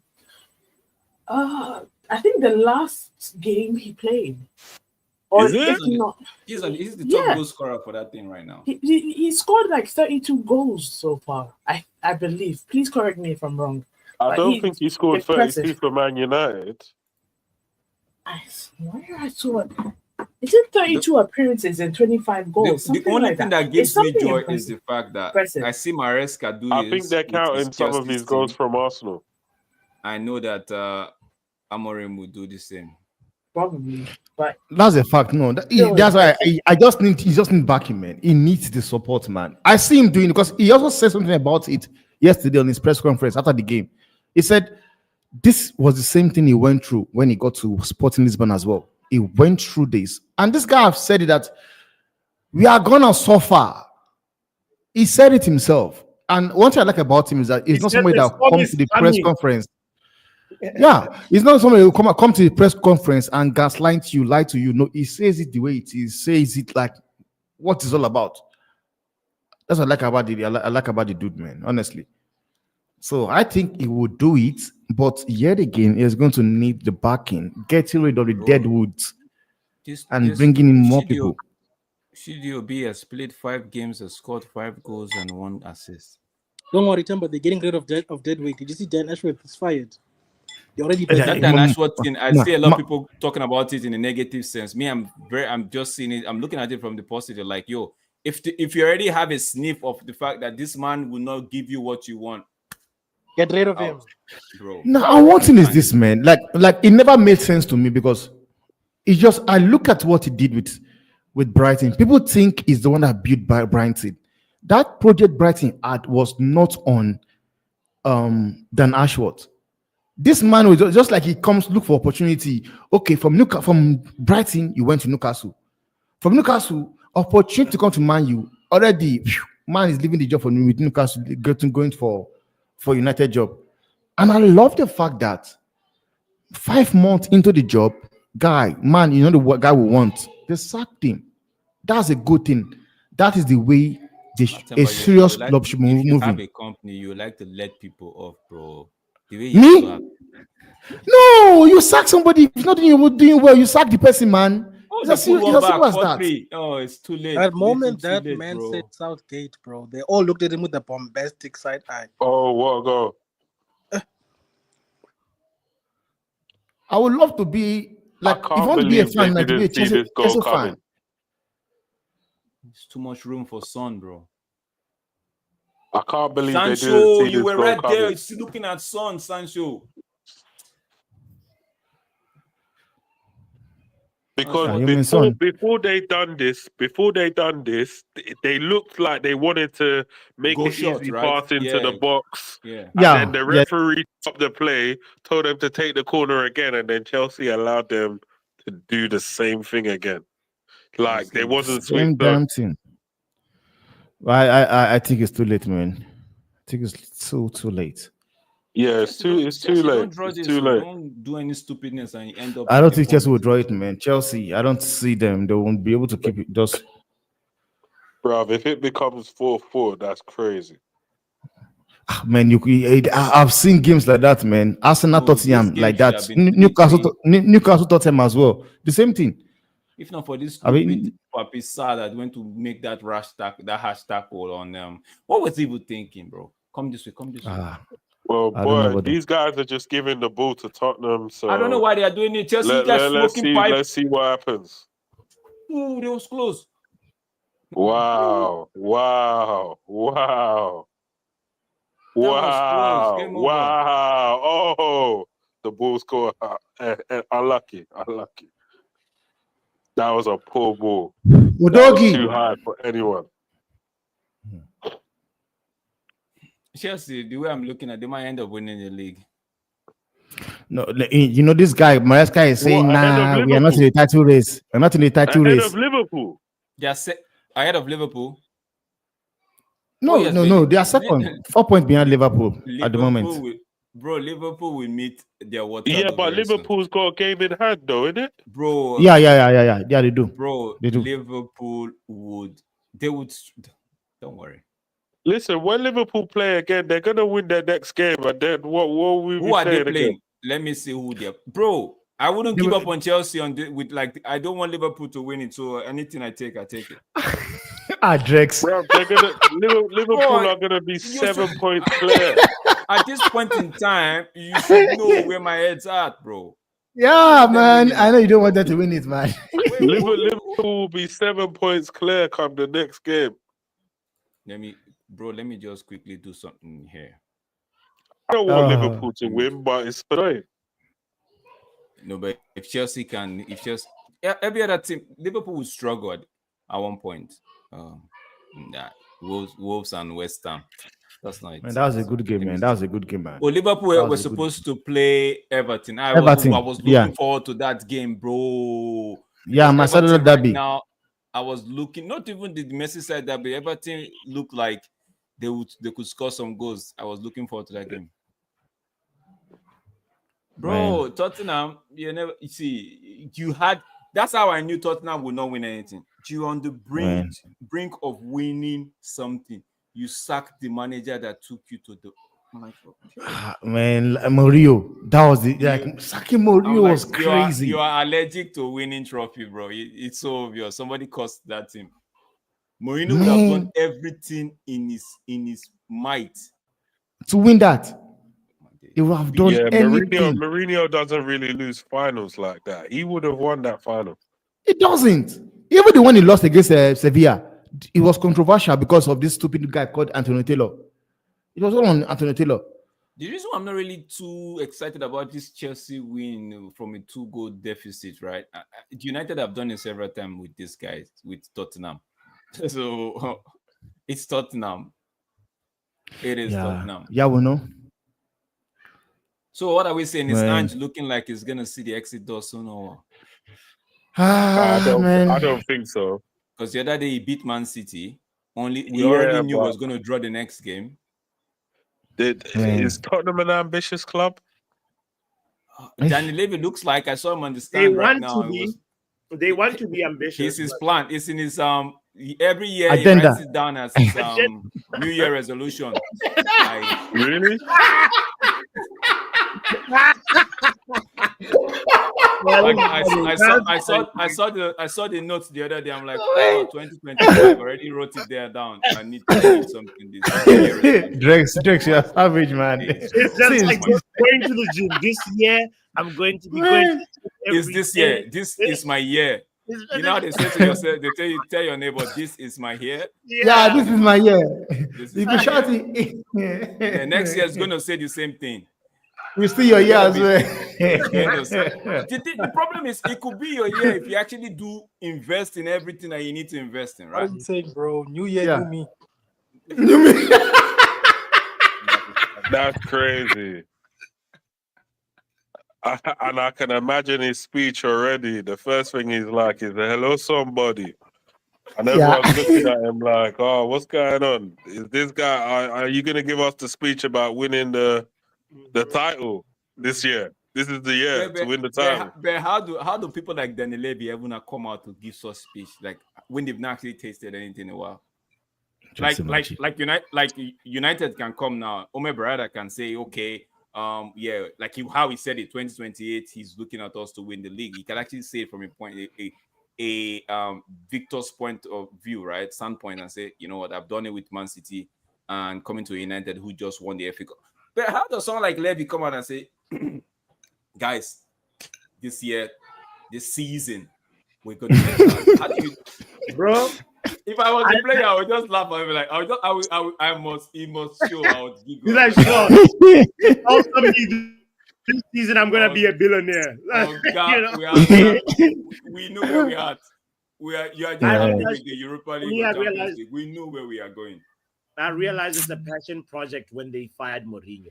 Like the moment they did that, I was like, Mourinho was like, it's like, no, don't stay now white. Don't stay now white. No. We don't want you to come do things that we are not used to here. Just imagine. And they said they don't like winning. Mourinho said they don't like winning. They fired me. They don't like winning. Oh, you know what happened, bro? Even Ange the other day was furious about the fans. He was saying, oh, he doesn't know how the fans are so wired up that I'm like, you want your team to lose, so that I'm like, he was like, what's going on here? Bro, that's why they fired Mourinho, bro. They saw the title and said, whoa, you're going to create expectations here. What are you doing? Yeah. They're not used to it, man. They're not used to it, bro. But it's a good game, man. Enjoy the game, man. Chelsea. You know what's the craziest thing, just done me. Spurs is still reading live somewhere. Man. Brentford, Newcastle. That one was interesting. But you know what's crazy though, right? These guys built a whole stadium and a new trophy cabinet just to not win trophies. That's crazy. That is foolishness if I ever heard it, bro. Yeah, it's true. But the thing is, if you go to Tottenham Stadium, it's not even to watch the football, it's to do the go-kart racing now. They got go-kart racing in the stadium. Racing, once you get on it, they tell you don't expect to win anything at the end of the race, bro. Just for fun. Man, Chelsea are sitting second. What are you saying? Just checking proof of life. Belichick, are you still alive? I woke up from the coma. And United sent the Man, man somewhere what else. the hell happened to you, man? We thought someone was stabbing you or something like that. I was getting stabbed. I was thinking, who's watching scary movie? What's going on here? I woke up in the hospital with plenty of wounds. Fuck me. But now I'm alive again. Is a resurrected. Guys, whatever you're eating, Poppy, cancel your freaking KFC order. I'm telling you. We are cooking Sunday roast Spurs. Spurs. You're cooking yeah, the and- birds. The bird, yeah. man. And they're chasing the liver goose. Bro, Are they the dark horse? Who? Are they the dark horse? Are they the dark Chelsea? horse? And yeah. And He's where is Chelsea. Riley? Where is Riley when it's Chelsea? Right? He's They there will for not Man come. They will United. not come give us Riley this is a Man episode. United fan, man. He's a Man United fan. He will just stay quiet. Don't give us his episode. When we are playing, then he start coming in. Oh, we.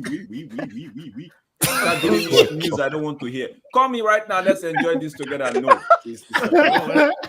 No, Somebody my had to favorite say one is when he goes, breaking news. Yeah. The WSL. And I'm looking like, Like, blood. What are you doing here, bro? like bro, what are you come talking on. about, bro? And you know what the best part is, bro? Oh my God. If we're playing poorly, you see what's his face like right now, Riley. Riley, focus on the game, right? You know the best part is he's basically I owe him so much money in the swear bin. Yeah. He stopped saying we apologize for the language. After Mick one time was like, fuck.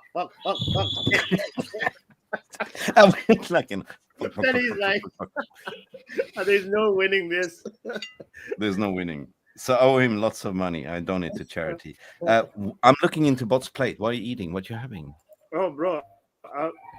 Some rice, some steak, some salmon, man, and some And a little bit of Tottenham. And a Yo. little bit and a of little bit of Danny Spurs, you know. You know, we should create a new show for you, like Poppy's cooking. Riley actually, this No, like, Riley actually said this. Funny enough. yeah, and What's cooking? 3 people have said this in the last 2 weeks. Poppy, so, do you know how to cook? bro? I'm actually a really good cook. I'm really. Yeah, I made jollof the other day. That's what Poppy I mean- tells all the girls. He's like, you know, I'm a really good cook, right? So we can call it. And they're My like, wife what? can testify You're a to really that. good cook? Where? I'm from Botswana, but I can make a mean Nigerian Yeah. jollof. Mean. And guess Oi. what? You have Alien Tenno. He's a Michelin chef, so you guys can hook up, create secret sauce. Yeah, What's cooking? yeah. Probably between Chelsea and I want Chelsea, bro. I'll take Chelsea. But Chelsea. that's what Yeah, Nick was Chelsea saying. to win Are the they the league. dark horse, the blue horse? Yeah, I'll take Chelsea, bro. I hate their fans, but I So hate Liverpool. Chelsea are the blue pill right now. They're the blue. Hodge, you're here, bro. What are you saying? Title charge or no title charge? No, we are Right? Todd Boyley's blue £1 billion bottle jobs. Bro, We people just laughing we- at football. we just want You guys just say Premier League bottle- survival. 40 points. That's all we want.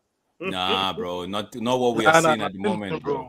Bro, what about Arsenal? They are like a Poundland Tesla out of charge at the moment.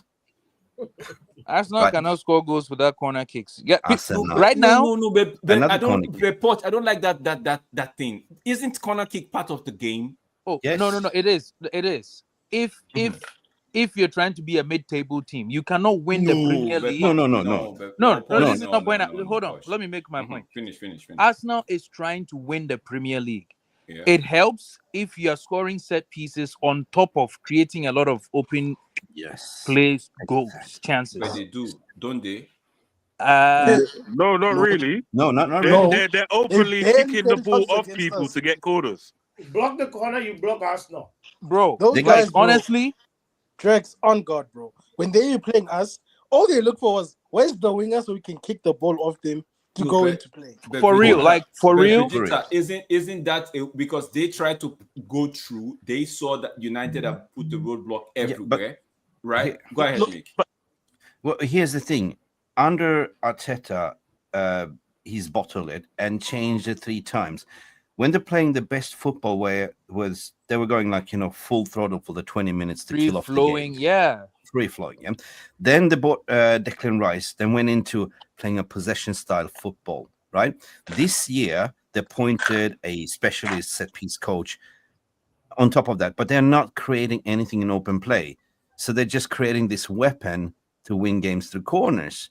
And that's why people were joking that it's Tony Pulis, right? Yeah. So you Arsenal don't have anything to come with. They're fizzling out. And I think that Arteta has kind of reached his ceiling. He's clueless at the moment. He's trying everything. Can I balance it? Now, everybody has seen what he's done in the last 2 years and be like, okay, you know what, we know how to get at Arsenal. Now the man has gone back to say, what's that added thing that we could use to get us points? Because last season we all knew where they lost the league, right? So now he's added that to his thing. Maybe it's a way of saying, let's fine tune this corner kick. Let everybody be like, okay, defend Arsenal and don't get them on the corner kick and reduce as much corner kick they get. And by so doing, clubs start focusing on how to stop them from getting corner kicks and open up another channel for them. The question is, people will study it and people will catch up to it eventually and figure out how to stop it. That's the thing. Yeah. And what are you going to do then? In terms of Chelsea, in terms of Chelsea being the dark horse, look what Chelsea were used to. We used to laugh at Chelsea 40-man squad. Look, they're cooking under Maresca at the moment and coming like from behind. Like, we're not talking about Pornhub stuff here. We're talking about footballing terms, coming from behind. And nobody's really noticing it, right? But it's getting noticed. It's getting noticed. It's getting the tune out of them. And I say, I'd rather have Chelsea going for the title than bloody Liverpool, 100%, or City, or Arsenal. Me. Man, get out. Man. Get out of here, Mick. Oh. Where's Riley? Where's my Simbin here? Did I say Is Riley here? Oh, shit. No, shit. No. I better... It's either Chelsea. It's either Chelsea or someone else. No Liverpool. Take Liverpool. It's fine. Now we are winning fans. Please, you are all allowed. Everyone is allowed to. No. I'm not. See, Poch, it's not just you. Right now, all the pundits, everybody is putting out apology videos and retracting their statements. Apology for me. It's a case of we already knew what some of us knew that Chelsea. If they get a good, like you said last season, I believe. I remember you were saying last season, if they get a good coach with what Todd Bowley has on ground, the good coach should be able to, because these guys are young, there's quote unquote not so much high expectation for them, right? Get into maybe the top 6 or top 8. You said that. I remember you saying something like that. Yeah, everybody was laughing. I told taking the pressure off them, right? And when you were talking, I'm like, yo, bro, I see sense in it. Is it that will the people up there allow things like this to happen? Because if they don't, then it will all be to waste, right? But now coming into the season, I'm like, okay, if Maresca can get a tune out of these guys, then maybe we might see them. I didn't see them going for the league. Maybe we might see them in the top 6, top 8 position. But now I'm not gonna lie to you. I've been saying that Chelsea is a problem. You can't be spending the money that they're spending and then expect them to carry on being crap. The only reason why they were crap in the first place is because the project is new-ish and they didn't have the correct management to take the project forward. That was it. They had players that can cook there. They do, but they don't needed even need to go through the names. They got crazy players there. Yeah, they needed the right person to come on board. I mean, Maresca managed Leicester before. He was hungry to take over a bigger team. He said, I can do this. No problems. And he did it his way. At the end of the day, I'm just happy to see them kicking into gear, playing good football. They have quality players. And Cole Palmer, what a cold penalty. Stone cold penalty. If there's anyone out of Chelsea that I want in my team, Cole Palmer, 100%. 100%. Tommy is saying, Papi, I predicted. Take Caicedo, You don't want Caicedo. All 4 results correctly today.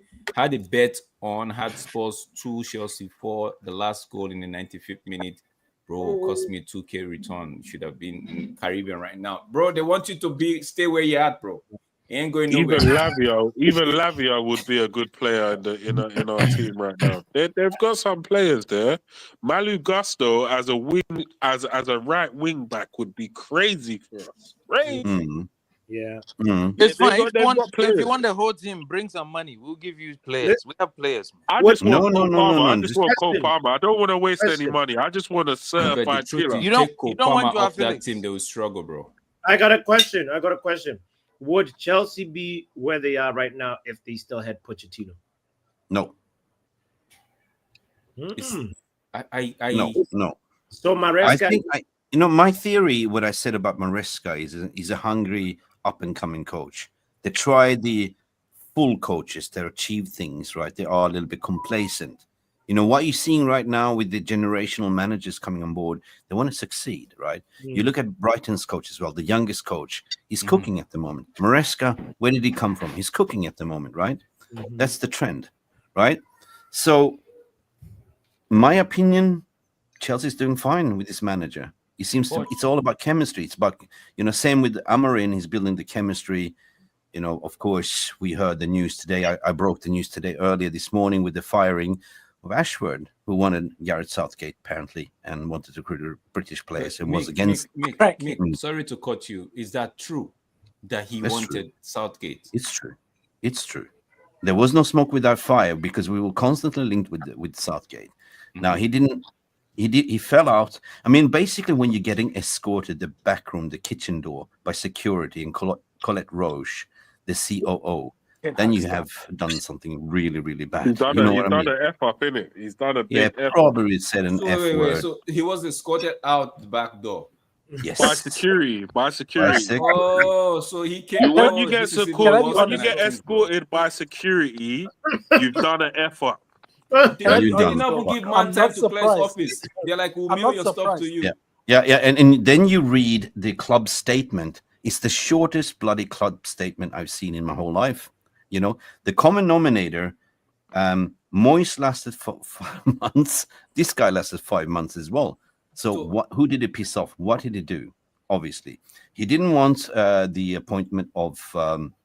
He didn't agree of Ruben. He wanted Brentwaite. He was pushing for that British Brentwaite, right? He didn't want the Ugarte signing. He didn't want the Xerxes signing. He was against everything. And apparently, he fucked up also with giving Ten Hag the contract as well, because he was too complicit to do anything about it, too lazy. Now, another thing that a report came out that he was the behind that inclusive and the rainbow scandal. You know what I mean? He was pushing for that as well. So that might be the tip of the iceberg at the end of the day. Now, I think as the reports came out, the Sir Jim Ratcliffe had enough and stepped in and say, "Get the F out," right? What do you think his role was in the rainbow scandal? I have no idea why, but I have an opinion that football is simple. Football is for people, for inclusive diversity. But however, why are you including these think tank organizations and stuff like that? It's just football. You know what I mean? Do you think he leaked it to the press that it was Mazraoui? Yeah. Because he could have leaked it. That could have been the issue. Yeah. Probably they done an investigation, found out that he leaked out. Why is Koscielny being the one? Why is Koscielny being the one asking that he leaves? Is it not the same person that wants Rashford to stay at the football club? Man, I don't know, man. I think he wants Rashford to stay at the club. That guy. No, the lady, the COO or something like that. Oh, Colette Roche, yeah. Colette Roche, yeah. I'm gonna say more crimes against the club, bro. What kind of Do you think the whole English manager obsession he had was what got him fired too, amongst other things? I think he's basically he was expected to have full control of all the say in terms of transfers and who we get and all that stuff. But he was kind of felt a little bit pushed on the side. He didn't have that much say. He was adamant to still go for, say, I want Southgate, I want this kind of place, this kind of place. He wasn't a team player. Now, one thing we know about Indians, they don't want egos. They want people to play ball, right? The best in class. So obviously it was a 6 months probation period. They pulled the trigger 5 months into his contract, and they don't have to pay anything. Maybe one or 2 months salaries, like, you know what I mean? So The question is, what I do have is they wouldn't just do that without even having an alignment, if they secured somebody. Yeah. So I was thinking, well, Tixie Bergenstein, that worked for a City, best in class sporting director. Apparently he's going to retire. He's left City. He used to work close with Omar Barada. What is this to say that they approached him and say, we want Cheeky Bergenstein, we want you to work with us? If you look at Ashwood, he was never best in class, man. Where did he come from? Brighton.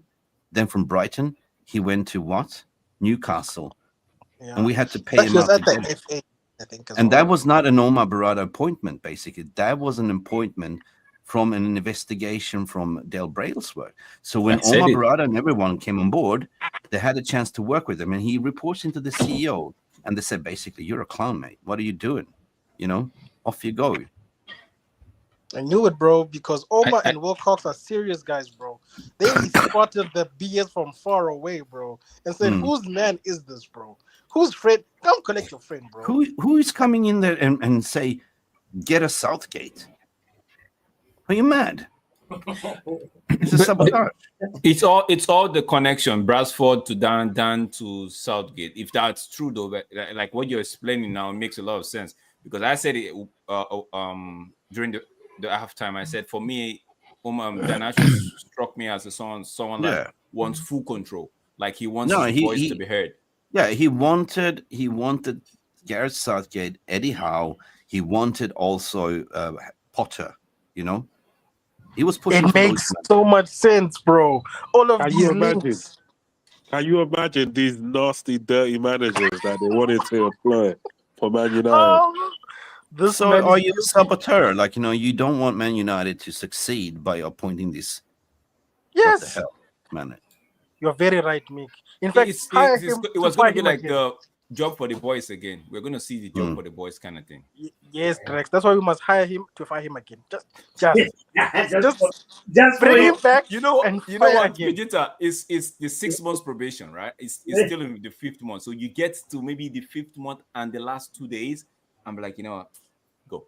No. Give him a new contract and give him another 6 months and then fire him. Was when there was the talk that the emails that he messed up. He CC'd.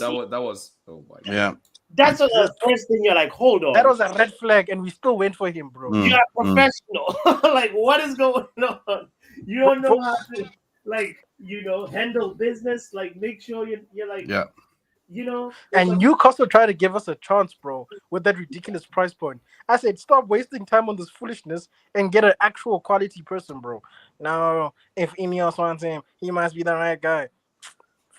We have some news regarding from Di Marzio. I don't know. Di Marzio haven't been that credible lately. I'm going to put this to the stage, peeps. Mick, before you read this, let me ask you a question. Do you truly believe the our Eddie Howe link? And I wanted Eddie Howe because I thought at Newcastle, he himself and Eddie Howe, they had a lot of disagreements in terms of what the manager what he wanted and stuff like that. I don't know. Eddie Howe, where is Newcastle at the moment in the rebuild project? They're not moving anywhere. They're not moving any needles. Just basically, Gianluca Di Marzio, there was a report come out from him saying Andrea Berta is one of the names being monitored by Manchester United after the announcement regarding Dan Ashwood leaving the club. Berta is expected to leave his sporting director at Atletico Madrid. So at the end of the season, I don't know anything about this guy. He's Atletico Madrid, and Di Marzio has been in hit and miss lately. So, you know what? There's one person that rings in my mind, and there's Cheeky Bergenstein, the best in class that worked with Omar Barada under Citigroup. He left and being replaced by no other than Hugo Viana. And Hugo Viana was actually Ruben Amorim's boss at Sporting. So, there was a report he's going to retire, but there's no one, they can convince him. Omar can go and say, brother, come and work with us, right? City's a sinking ship, yeah? We just need to do a background check. We don't want 115 here at the club. Yeah. But you want a sporting director that can do a certain mix, right? Together with, what's his name? Vivel, right? Christopher Vivel, right? Good eye for talent. Go in Europe, go in continental, go in Asia, pick up the best players, not only British players, you know what I mean? Not all those. Yeah, We have to die on the hill of it's sounding good. It's sounding good. And the thing is, what I was even wondering myself is, because Hugo Viana hasn't even started one day at City, is it too late to nick him before he even starts a day at City? I Ooh, just wondered if they could do that'd be that. something. That'd be something. Those two working together with that relationship. I think he's already signed the contract, man. Yeah, but what does it matter if he hasn't worked for them yet? I don't think it's concrete until you start working. Yeah. Everybody's got a price. I remember in the summer, Ajax, a goalkeeping coach, he literally just signed, and I think he had like a couple of days in the job, but this was during the summer, and then he ends up at Man United. Like we took him out of his I take contract. Hugo Vienna in a heartbeat. Come on, that guy, like bought Victor Gyökeres for 20 mil and turned him into a 100 mil striker. Come on, seriously. The smart recruitment, what they've done on the 4 years under Amorim, brilliant. They didn't spend much money. So we know that Sporting is a sort of feeder club. They're a selling club. They're sort of buying cheap players and sell them off. Same with Benfica, right? In the operating model. But Man United have a very mountain of tasks to do, like in terms of contracts, in terms of getting rid of certain players that don't belong there. Like, I'm talking about what are we going to do with Marcus Rashford that don't fit in the system, right? We saw the images where everyone's clapping the fans in Arsenal, and he was just spoiled brat, just walking away, not even saying hi to the fans. You know what I mean? But in Marcus' defense, right? Why would he want to do that when the same fans would cuss him out the next day, bro? Why wouldn't you? The thing is, yeah, I hear what you're saying, but the problem that I have with it is that for the money that you're getting paid, yeah, you should have a duty of care. Like it should be in your contract that you have a duty of care to do certain things. You have a role and responsibility. And if you can't fulfill them roles and responsibility, yeah, when things are going right, then when things are going wrong, I don't expect you to do it when things are going right either. So I just think this guy needs to go. He needs to go on the basis that I can't afford to have, because he offers nothing off the bench either. So I can't afford to have this guy around no more. I can't. This will be the rude awakening, because we're implementing a total new system, which means that we are no longer playing with wingers, right? There's no space. You're trying to convert wingers to number 10s, which you see is not working. So there's going to be a lot of moaning and groaning. I wouldn't be surprised at the club cashing in on Garnacho to Real Madrid or something like that, because he ain't fitting in that system. Rashford ain't fitting that system. We need specialists to fit in that system. You know what I mean? I like Garnacho, but he's not certainly fitting in. He's not fitting in there, right? He's a wide player to cut inside. He's a proper winger. He's not a number 10. He's been proven that. Rashford is the same. You can't get a tune out of him. You know what I mean? I'd rather loan Garnacho out. Yeah, I mean, the reason why? Because with the fan base we have at Manchester United, I don't know if Ruben would survive 18 months. So I would put him on a light 2-year loan and bring him back. Because the next manager might play 3 at the front. Hear me out. At the same time, you need to raise funds, and who's your assets at the moment that are not fitting in the system? Who can you get money for? You can easily get 60, 70 for Garnacho if he's not. Mitch, that's not my problem. That's Sir Jim Ratcliffe's problem. Why did he buy the club if he could not take that problem up? That ain't my concern. I couldn't be bothered. No. We could sell Lisandro Martinez to Real Madrid as well. But why would you? It's his millions. But first thing I want to say is meaty ballers matter. Moneyball. Rob is here. Ball is here. We saw Sancho play today. Meaty ballers matter. Mr. Ange Ball, what do you got to say? He's already saying, come get the sack and join the unemployed. Damn. They might sign Eric Ten Hag though. Tottenham might. But isn't Tottenham the same club that said, we don't like you, Eric? They interviewed him before us. Because he was asking for a lot of things. And the thing is with he actually had the Spurs, credit in the bank. I mean, the thing is with Spurs, nothing will change. Spurs will be Spursy because they don't change the way they are, right? You still have the same idiots calling the shots, and you think it's a beautiful thing. The culture don't Meaty exist. ball You is have better. Daniel Start with Levy, that. and that's about it, right? Unless they do a proper restructure with proper footballing of people, and do it, at the But moment. Mitch, the fact is that Levy might have actually seen the bald guy get 2 trophies, right? Yeah. So he might want to just go for the trophies in it. Like he knows he doesn't have a team and he doesn't want to invest the kind of money to build a team that goes for the league. Mhm. So he might just get the trophies. The same guy that whatever he could. Is allergic to it. Get the Carabao Cup specialist. No, but Vegeta just said something. The same guy that sacked Mourinho, right? When Mourinho was on the verge of winning him the FA Cup. Yeah, but then again, yes, he's allergic to trophies. See, he's allergic. See, the thing is, Drex, you have to understand. If you're a man of power and you have a big ego like Levy, and if someone hurts your ego, because Jose Mourinho doesn't talk to you, he hurts your ego. Yeah, he's the guy who told Abramovich to shut up and just get me Drogba. Don't ask me questions. So you have to understand the kind of guy you're dealing with. The decade is what you're telling me right now, bro. Because Abramovich got him Drogba, bro, because he wanted to win stuff. So this guy is just a decade, bro. All he wants you to do is buy Beyonce tickets, bro. That's all he cares about. You buy the Beyonce That's the tickets. thing. Jose might have said something. I agree, in one of the but my argument conversations. here, when I say with Spurs will never go places unless they get rid of Daniel Levy and start building like we're doing right now, right? Everyone has done it, been successful. Liverpool's done it, been successful. Arsenal, we are behind. City, I mean, of course they cheated, but we know how to build the structure. Spurs is still old school. Spurs is still old school. They're thinking just by sacking another manager, appointing another manager, and that will be it, right? So you see how they're big enough, like, imposter Pogba, right? First year was okay, second year crumble. That's about it, Is that it?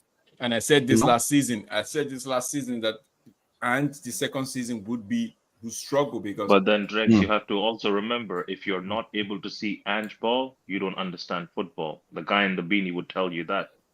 But at that time, but the truth is, at that time, Ange was doing what he was asked to do. That was absolutely okay, Drex. He gave Tottenham a style of play but my that was winning them games. My only question with Ange always was, and Omo knows this because I asked him many times, what's plan B? And Omo always said, there's no plan B, bro. It doesn't exist. There is no plan B. There is only plan A, and he will stick to his gun. Omo has been he's been spot on with Ange and what he's going to do.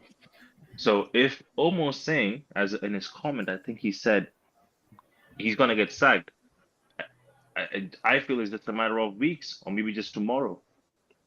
He's not the only one. Him and Lopetegui. I need both of them out of here. Him and Lopetegui, yeah. Lopetegui is not nice. I've never wanted a manager to be sacked, right? But you see that Lopetegui guy, right? That manager don't need him here. Wait. That guy ran away from Omo, rules. Omo, you're saying Ange might survive. If he survives, a miracle. I told you, I was saying in second year, he doesn't have a plan B. It's a miracle if he survives. And now the miracle is happening in front of us. Him being survived. So where's on the table? Below us? No. They're above us. They're above us by a point. The mighty Tottenham Ange Ball. Yeah, title race is looking sweet. Listen, they're gonna fall off too. Chelsea's gonna fall off. Don't worry about them. They have too many attackers. I don't think so. Chelsea's gonna have bro. They have too many attackers. They have the rotation. If anybody's gonna fall off, we will revisit this conversation. No problem. Yeah. All I'm saying is, what I'm hearing about Tottenham is that this so-called cycle at United has transferred to another club. The spirit of Ten Hag it was their cycle, not ours. First the managers curse goes to Pep. Now the cycle thing the spirit of Ten Hag is amazing. What kind of beauty is this, bro? This was bound to happen to them because they get throughout the whole season there was no plan B. They were just going through the motion, winning games here and there. I'm like, sir, you gotta have a plan B. And the only time he proved the plan B was when he beat City, where he sat back and after this footage highlight. But the thing is, what really confused me today, Omo, was the decision of benching Madison. Bro, I saw when Madison stepped foot on the pitch in the last 10 minutes, they actually took the control back from Chelsea and started cooking again. Like, just having Madison there while you had Werner on the pitch, but still you scored a goal. Brilliant finish from Son. Bots, make a note of it. Brilliant finish, Bots. Okay. There's one player that I feel sorry for, and that is Son. Wasted his entire career with Spurs. I mean, I'm hearing that he's available free agent in the summer. Right? What? He's a United player. His profile is a United player. Yeah. And he's been so underrated, not giving his praise, but he's been far the best Spurs player in their career. 100%, right? Now he's coming to his end of his contract, I believe. We've been linked to him. Would you take him, guys? Mitch, you have to really deep this, okay? Because I'm about to tell you something. The guy you say is the best Tottenham player is on lower wages than Anthony Dos Santos. Yeah. Don't let Mark hear you say that. The spirit of Mark is somewhere. I can smell it. I don't know what's the obsession with Anthony, though. He's a project that has failed. Yeah. And okay, cool. Maybe we should look to move him on come the summer or even in January. The project has maybe. failed. Did you say maybe? We absolutely. It's when. Okay. It's not maybe. It's like when. The first week, the second week. I wanted Anthony to do, but when I watched him against Bodo Glimt, and everybody was saying he did all right, I'm like, nah. If this is what he has to offer, nah. Again, I hear it. We have to give him maybe more game time, maybe to the end of the season under this new manager. He's getting phased out. He's just over. Hell no, bro. I'm tired of this, bro. You know, somebody said earlier we need to get a backup. Why I'm saying this? No, Vegeta, why I'm saying this? Just listen to me. Why I'm saying this is people would argue and say a new manager if they're willing to give. So I'm just trying to balance this out. But for me, I've checked out. People can go jump, bro. What new manager? His time is up. Protesting. He's getting phased out in front of our eyes. Are you worried about giving him time? Because I watched the game against Bodo Glimt. I'm like, he didn't even play. Which game did we play where Rasmus scored 2? So wasn't it Bodo? Bodo Glimt. Yeah. Which game did we play where he was supposed to pass a ball to Mason Mount and he held on to it for like ages? Mount ended up being offside.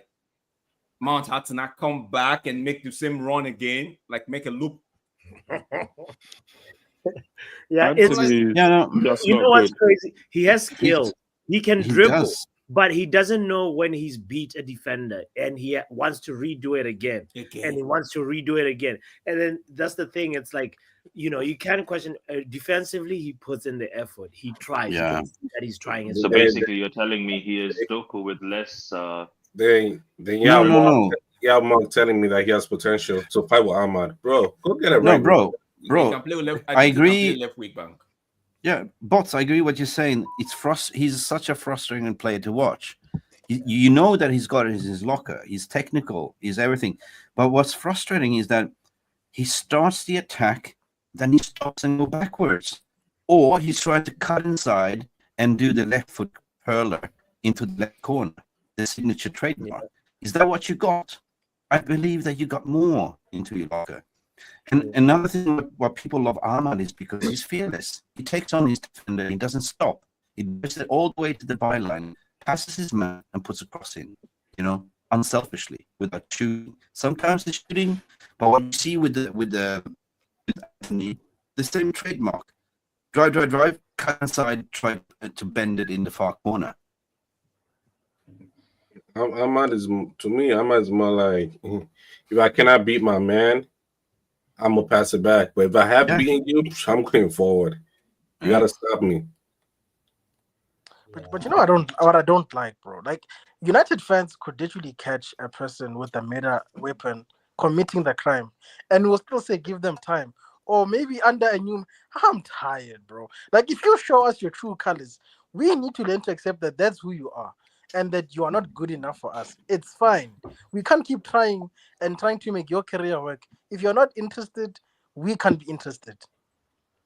200K a week.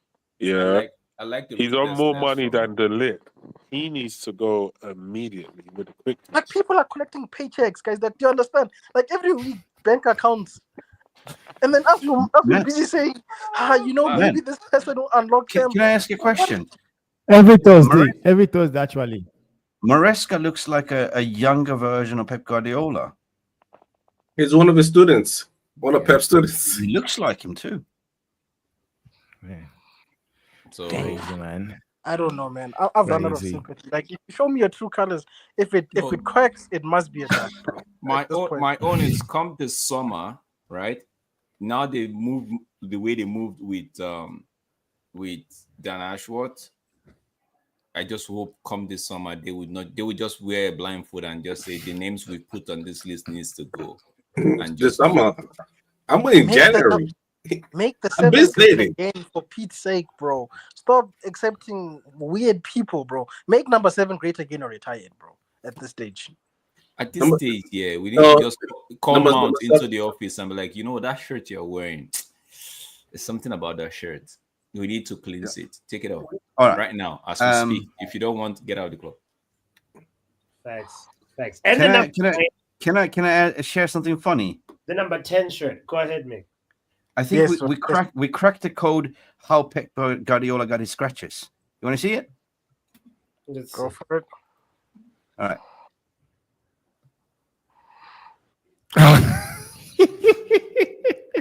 What is that?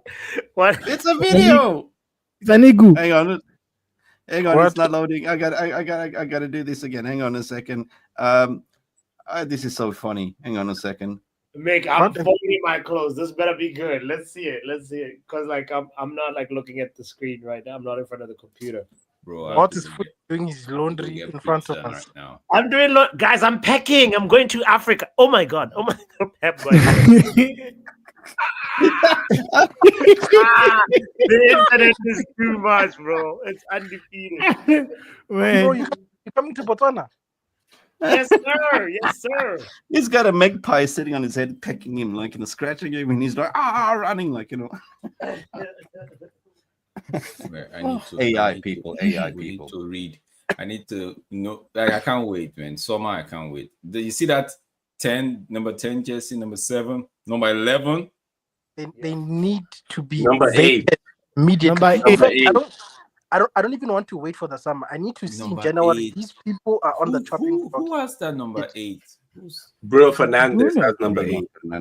Oh yeah, number 8. Yeah, he got hooked out. If you want to sell people, he got hooked twice. He's getting phased out as well. This is beautiful. He should, if it's going celebrity. See, anyone you put on the list, just are you good? Go. But my own problem, the only issue I have is, if we're replacing man for man, it doesn't still help us, bro. Because those players will end up playing. It's never man for man. No, but Omar, if you sell Bruno now, which I want to happen, means we have to get 2 players, bro.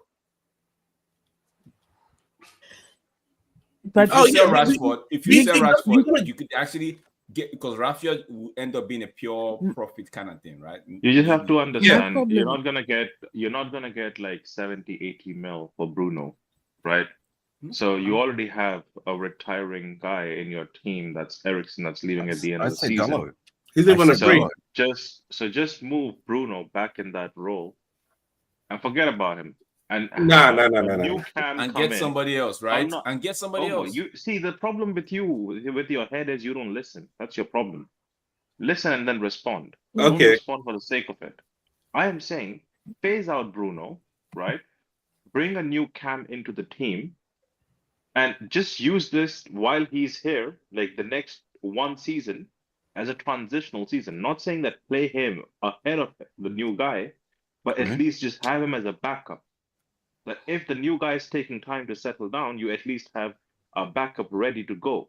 Because if you sell Bruno and you bring in a new backup and the backup is not backing up as he's supposed to, then it doesn't work as well. And you don't even have an Eriksen.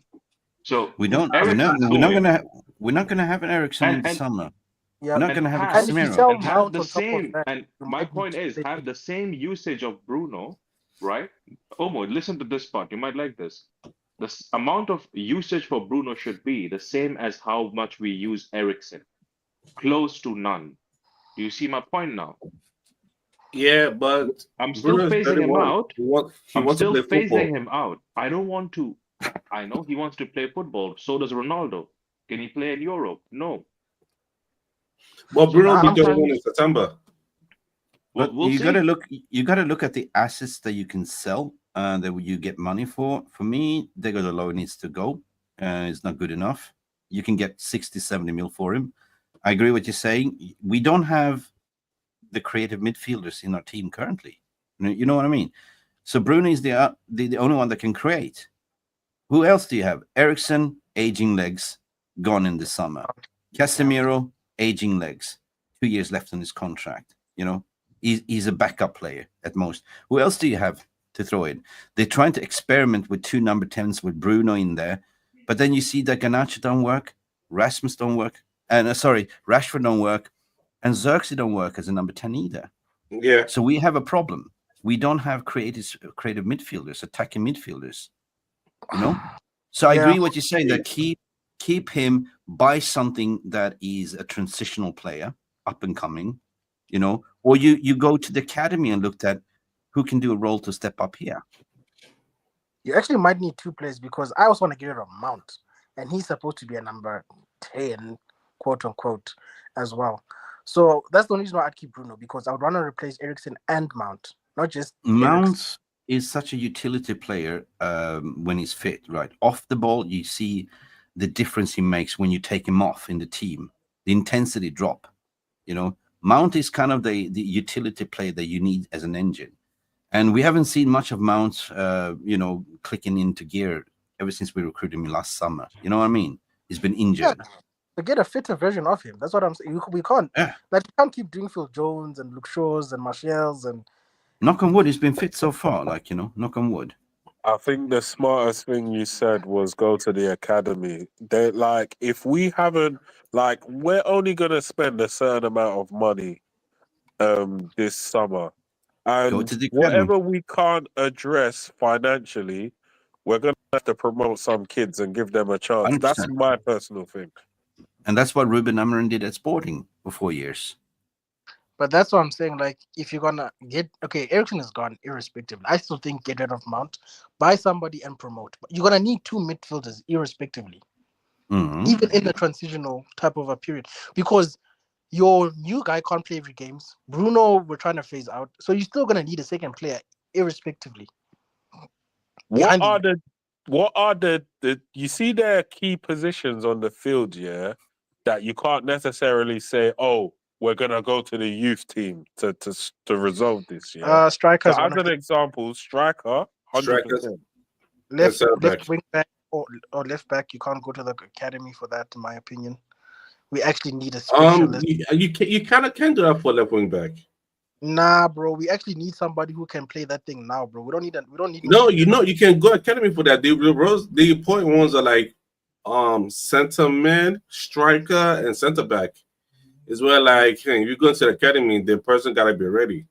I'm not gonna lie to you. I don't kind of right-sided now. We can't keep saying the midfield. We need midfield, and we need. I don't think we can go to the academy and say, we'll turn you into a number 10. You're ready now. I don't think we can do that. Nah, we can get away with maybe a centre back, maybe a wing back. I think we can get away with those positions, but in the number 10 role, I don't think we can do that. And in the strike force, I don't think we could do that. We might have to dip into the transfer market. But what was the point? What was the point in the pre-season to introduce all these academy players, Murray, Harry Amas, Wheatley, and all them, right? We didn't even use them. It was for a prop, basically. Ever since the season started, Ten Hag started to play survival football game by game, right? Yep. It's time to look at those shiny academy players to look at it to say, look, I think that Ineos kind of wrote off the season by just sacking Ten Hag and appointing this manager that is kind of having a preseason at the moment, trying to figure out who is who, you know? So why can't we just write off this Premier League season because, hey, it's going to be painful, right? Just throw in players that can fucking run through brick walls for you, that has energy, right? You know, look at the academy players, give them a chance, right? But I do understand this rotational system to manage injuries. Fine. But I am a little bit critical with this rotation because you don't start your starting 11 against Spurs. I expected, you know, players are getting paid. Come on, they're not pumpadons. They're not going to break. You know, after a bounce back after, you know, Arsenal, you should have played the strongest starting 11 to kill the game off. Instead, you start in with rotation, and then in the second half, you bring in the strongest team and attacking, which they're never going to warm up to the game anyway. You know what I mean? So you got to give a little bit of a stick about, rotation in all glory, but you can't keep going that game by game rotation, not guessing like, oh, just because you play full 90 minutes, you got to sit the bench. You know, look at what Ten Hag did. He constantly played the same players to the run to the ground. But sometimes you got to take risk and play those players. You know? I think the rotation murdered us against Nottingham Forest. I think so too, 100%. You know, because you think the type of players that can play for the set pieces, the Maguire, like that guy's on the bench. He's a set piece beast, but he's on the bench. So I think those type, and then Mazraoui, Mr. Consistent, like he should have. Yeah, he should have started. Yeah. So Ugarte started 100%. You know, and Bruno and Kobe, maybe Kobe and Garnacho, maybe they shouldn't have started the game either. Kobe was brilliant. I'm for the rotation because the manager doesn't know none of these players yet. Yeah, but that means that we are not really caring about how the season ends. No, I already said this was a wash already. I don't think that is it, because Mick, you have like, I don't know if you guys would see it this way, but how I'm seeing the rotation aspect of things is the manager is trying to make his life simple. He's playing and giving time to every player he can, because he knows once the transfer window comes around, I don't really have to go ahead and make a case. I just have to tell them, did you watch that game? And what you thought about that player? Does he fit in my system? So he's giving them opportunities right now to prove themselves. If they are really able to do it, they're part of the plan. You know, but you could see this is preseason for him. Yeah, this is preseason. But you know, I don't know if you watched the game closely, but he was yelling from the touchline, you know, don't pass it backwards, pass it forward. They didn't listen. They kept passing it backwards, playing it safe.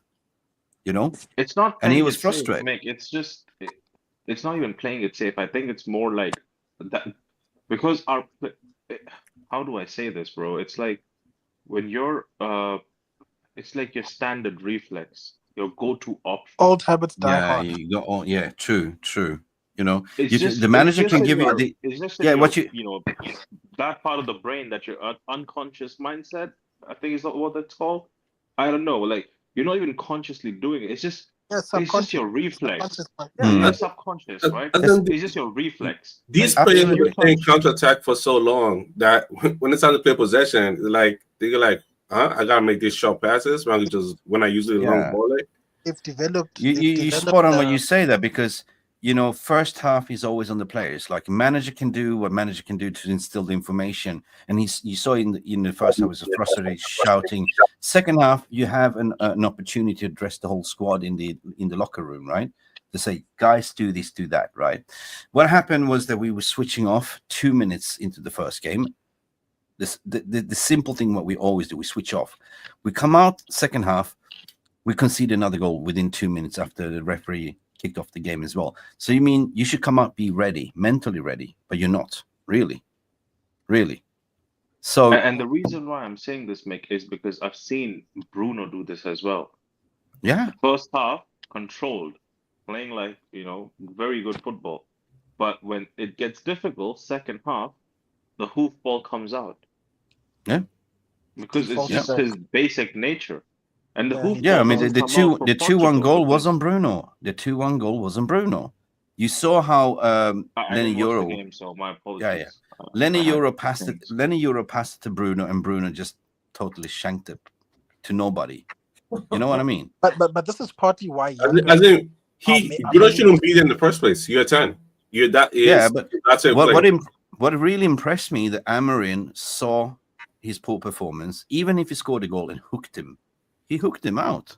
Yeah, like, tonight would never hook him. He was asked about it, and he said, "Yeah, no, Bruno is very tired." And I was like, "Yeah, tired." Yeah. But if you're rotating your team, you do rotate Bruno, right? Don't play him every game as well, just because you're captain. If you are going to rotate also the goalkeeper. Give Bayander a shot as well. You know what I mean? If Onana is not working, if his mind is not really there, because basically yesterday Onana, his head was gone. You know, when he was tinkering with the ball, like the final kick of the game for 40 seconds, I mean, that guy was gone. What was he doing for was it the second goal?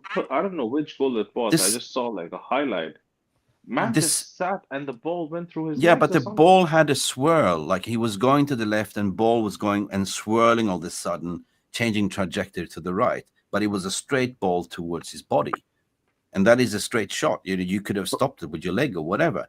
But the third goal that came in was a miscommunication. He didn't communicate with De Ligt and Licha. They were both covering the back post. So there was like a balloon header from what's his name, the striker that scored the goal.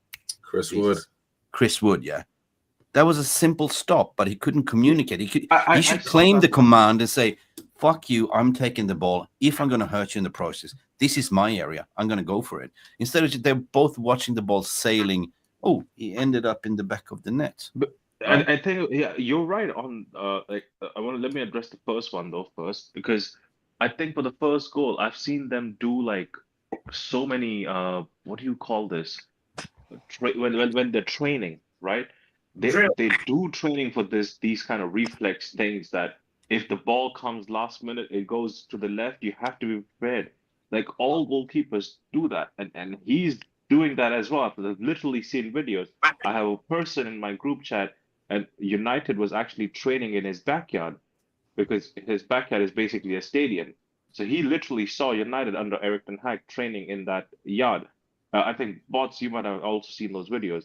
But apart from it, like he's supposed to be doing that. And the second point of what you said about communication, I agree with you because I saw him not going for the ball, thinking Licha might go for the ball, and Licha just standing there, leaving it, thinking that Onana's going to catch. Because if you look at Licha's expression as well, you'll see he was surprised the ball actually even came to him.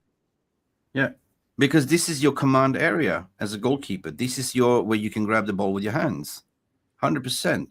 So either you go communicate my ball. I used to play football, and the goalkeeper always say mine. And you knew that fucking step aside because he's coming, right? Always. I don't know if you guys played the football and your goalkeeper was saying, "It's mine," and you just step aside because you know that the goalkeeper is coming, right? But there was no shouting, nothing. They were just staring at the ball, going, "Oh shit, he went in." And if you're in their way, they would not even apologize. Like my goalkeeper would never apologize to me for being like if he pushes me off in process of getting the ball, he ain't apologizing. Never.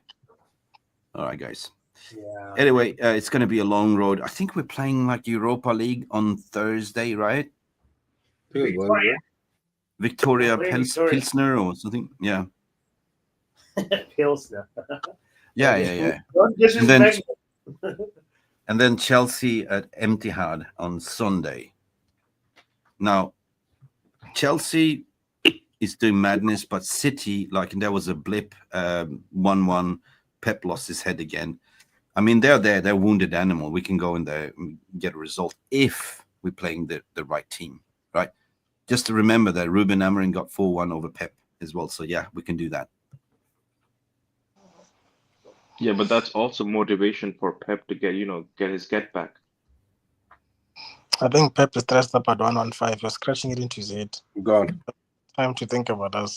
I think Pep is gone, man. There's something serious going on behind the scenes, man. Seriously. The thing is, yeah, despite the fact that Pep Guardiola is going through an issue or two right now, I still think that City team can beat us. Yeah.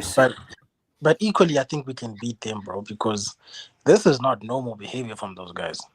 What we're seeing. Those guys are gonna be shooting for fun. That's the problem. They're gonna be taking shots from outside the box just to check. Yeah. Listen, this loss set us back. For me, it was so important that we could have won this game. Now we're sitting 13th. You know what? It is what it is. Yeah. Premier League is a funny game, right? You lose 1 point, you lose one game, and you slip, you win. You know, it is what it is. I just want to see good football for me personally. But I also want to give a shout out to Nuno Espirito Santos. Actually, nobody's talking about that. The way he set up his team superbly, like a mid block. They ganged up 2 players in Amad Diallo because they saw that he was the danger man. So they purposely forced the ball to the left because the weakest link was Diego Dalot, no end product whatsoever. There was pressing us in the middle, which didn't leave us midfielders to have any time on the ball. So we were fumbling and couldn't string passes along. So it was a brilliant display from him. And then he went to a low block at the end of the day, went with 3 in the back. So he had that in the bag. He had he dialed in completely. I mean, they won the game on 28% ball possession. You know, if you look at the stats, we absolutely won that game. And every single aspect of the pitch of the game, touches in the box, number of chances, number of shots on target. They had 3 shots on target, and these 3 shots on target, including the header, converted. It's football, baby. It's football. Yeah, that's crazy. But hopefully, well, I say hopefully, I don't even know what's going on. Shockwaves around the club. There's still a lot of questions and a lot of things that need to be answered so we can understand what's going on, to be honest with you. Obviously, we've got the whoever we're playing coming up, these pub teams we're playing. Hopefully, we get the victory. If we don't, then who knows where this is going if we go on a bad run of form. And who knows if it's going to be deemed acceptable as well. I keep saying this, and I say this again. Ineos are equally responsible for a season by delaying and haggling and negotiating in the transfer market for Ten Hag, not getting rid of Ten Hag when they needed to get rid of. And basically, we started off the season having players on the bench that came in late in the transfer window. You know what I mean? So they're equally responsible. Now, they realized the problem that Ten Hag wasn't the answer. So they sacked him. They appointed Amorim 3/4 into the season. What? And now they're sacking the sporting director because that didn't work out. So I see that a sign that they are kind of writing off the season for us anyway. You know what I mean? I don't think we're going to go in the January window, spend jack shit, maybe a loan. So it's pretty much going to be an experiment to get the players used to playing the system and see who's working, who's not working. And then in the summer you sell. Maybe it's my vision, but I can't see it, man. I can't see it. I think so long as the manager keeps playing his football, I think that's the biggest point, because with the last person, he said he had a plan, but then he changed 3 times over 3 seasons, which wasted our time, essentially. So I'm more than happy to have Ruben do his thing this season, expose all the people who are, and then we do whatever we need to do in the summer, because ultimately Ruben didn't have a summer with us. He has to work with it in front of him to the best of his abilities. Don't get me wrong, Ruben, you still have to perform, but keep performing your style. Don't ever he's not going to change. Do that whole we have to play to this person's strengths, play people back into form. I don't want to hear that nonsense. Like ever. No. All right, guys. Yo, Mr. Lobby, bro, take us away, bro. It's been 2 I'm hours. going. 50. Cheers, Mick. Cheers, Mick. Big up, people. Everyone, enjoy the Sunday roast. Poppy, whatever you're eating, are you going to eat again? Oh yeah, I'm gonna eat again before I hop on the plane. Cause next time when I talk to you guys, Where are you? You're in Amsterdam.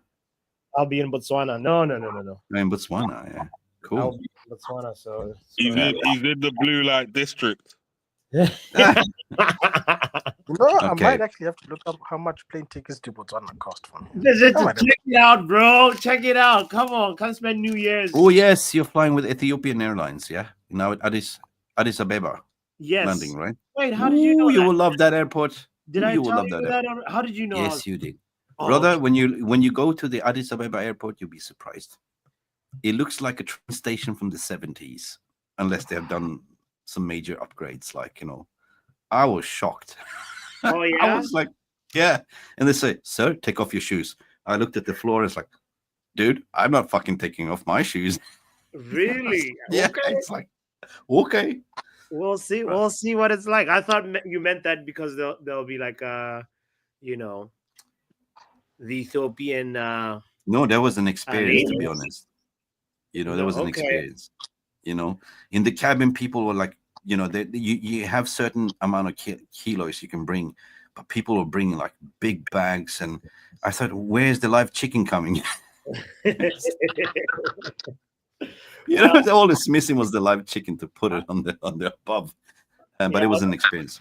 On this trip, I'm gonna be experiencing 4 airports, so I'll have a difference. Like I obviously chose the cheapest ticket possible, and I'm from Boston to like New Jersey to Addis Ababa to Zimbabwe, and then Zimbabwe, Botswana. It's like so you're gonna see your family for Christmas, I guess. A long ass trip. Yeah. And you said you had 8 siblings or something, right? Yeah, I'm the 7th. Okay, you're the 7th. So everyone's written you a long list. Brother, I want Nike shoes. Brother, I want Nike Air, Jordan Air. Yep, iPhone, all the things. iPhone. All the things. Anything that's nice that you take to that country is not coming back on the plane with you. That's why I'm leaving the PlayStation, brother. I'm leaving the PS5. I'm taking the 4 back, and I know it's obviously, I'm gonna give it to somebody, my brother or something. But yeah, up, man. Flights to right. Botswana are not that expensive, I should fly there. Do it, Vegeta. Do it. Let's be. But Vegeta has me googling flights to Botswana from London, and why are they costing the same as flights to Ghana? I'm like, I might as well just go to Ghana. The thing is, Doctor, I'm next door. I'm in South Africa, so I'm next door. I'm here. You are. So, Doctor, you're going to Botswana as well for Christmas. Let's do it, Doctor. Let's do it. If that's the case, because I'm not about to cock block people here. No, Vegeta, There'll be no. Why are you not a playmaker, Vegeta? You bring your wife and Doctor and that's how you, Vegeta. But I can only afford a ticket for me. Yeah, I can't be bringing my wife with me. But you might come back to US with a new wife. You never know. No, can you fight? But can you fight? Just question: can you fight? I can fight, and then when I have to run when the fight is not going my way. I get it. You're one of those out of 8 siblings. You are the one that your siblings send forward to pick a fight. You throw the first punch and then you run away. And then the big one comes. There's 2-3 punches, and then I'm like, let me get out of here. Let me call my big brother. Yeah. Me, Man. I can't. I never threw a punch. I just look at you and be like, yeah, no, I can't do that. No, the thing is, when I was growing up, when people were trying to pick a fight with me, I'm like, why are you doing that? I can't be bothered to get up and throw my arms. It's too much work. So I just look at you and be like, whatever. And my dad used to get so pissed because he would be like, get up and hit the person at least once. Yeah, I'm like, it's too much effort. Go down fighting. Come home and say, Mommy, they hit me. No, bro. It used to be too much effort. Too much effort. Oh my God. What do I need? Yeah, to like, that's really the funniest reason I've heard from somebody say, I don't fight because it's too much effort. It's too. You go like, no, but I mean, really? To me, Really? when I was growing up, that's what I used to think. Because I'm like, then I'm gonna sweat, and then they're gonna pull my hair, and I'm like, nobody wants to mess up their hair now. Really? Yeah. Then I'm gonna hurt because they're gonna hit me, and I'm like, Really? I mean, you must be like this guy then. Hang on a second. Who's that? Don't tell me it's Pep. Yeah. Do you know what's ironic?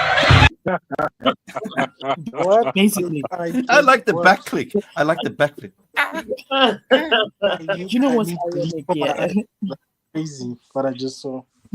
That was funny. You really have to I fight. did taekwondo growing up, which is too funny because. You said you did taekwondo? Oh, wow. Did you? Me too. Yeah. Yeah. Yeah. What belts did you end up on? Then? Yeah, my dad was like, what belt? Let me see if I think I didn't go too far. I think I went to yellow or something like that. Oh, yellow, it's fine.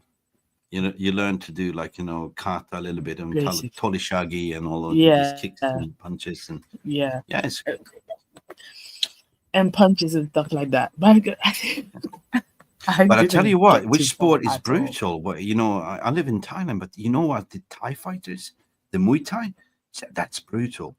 They are like they strike like cobras, man.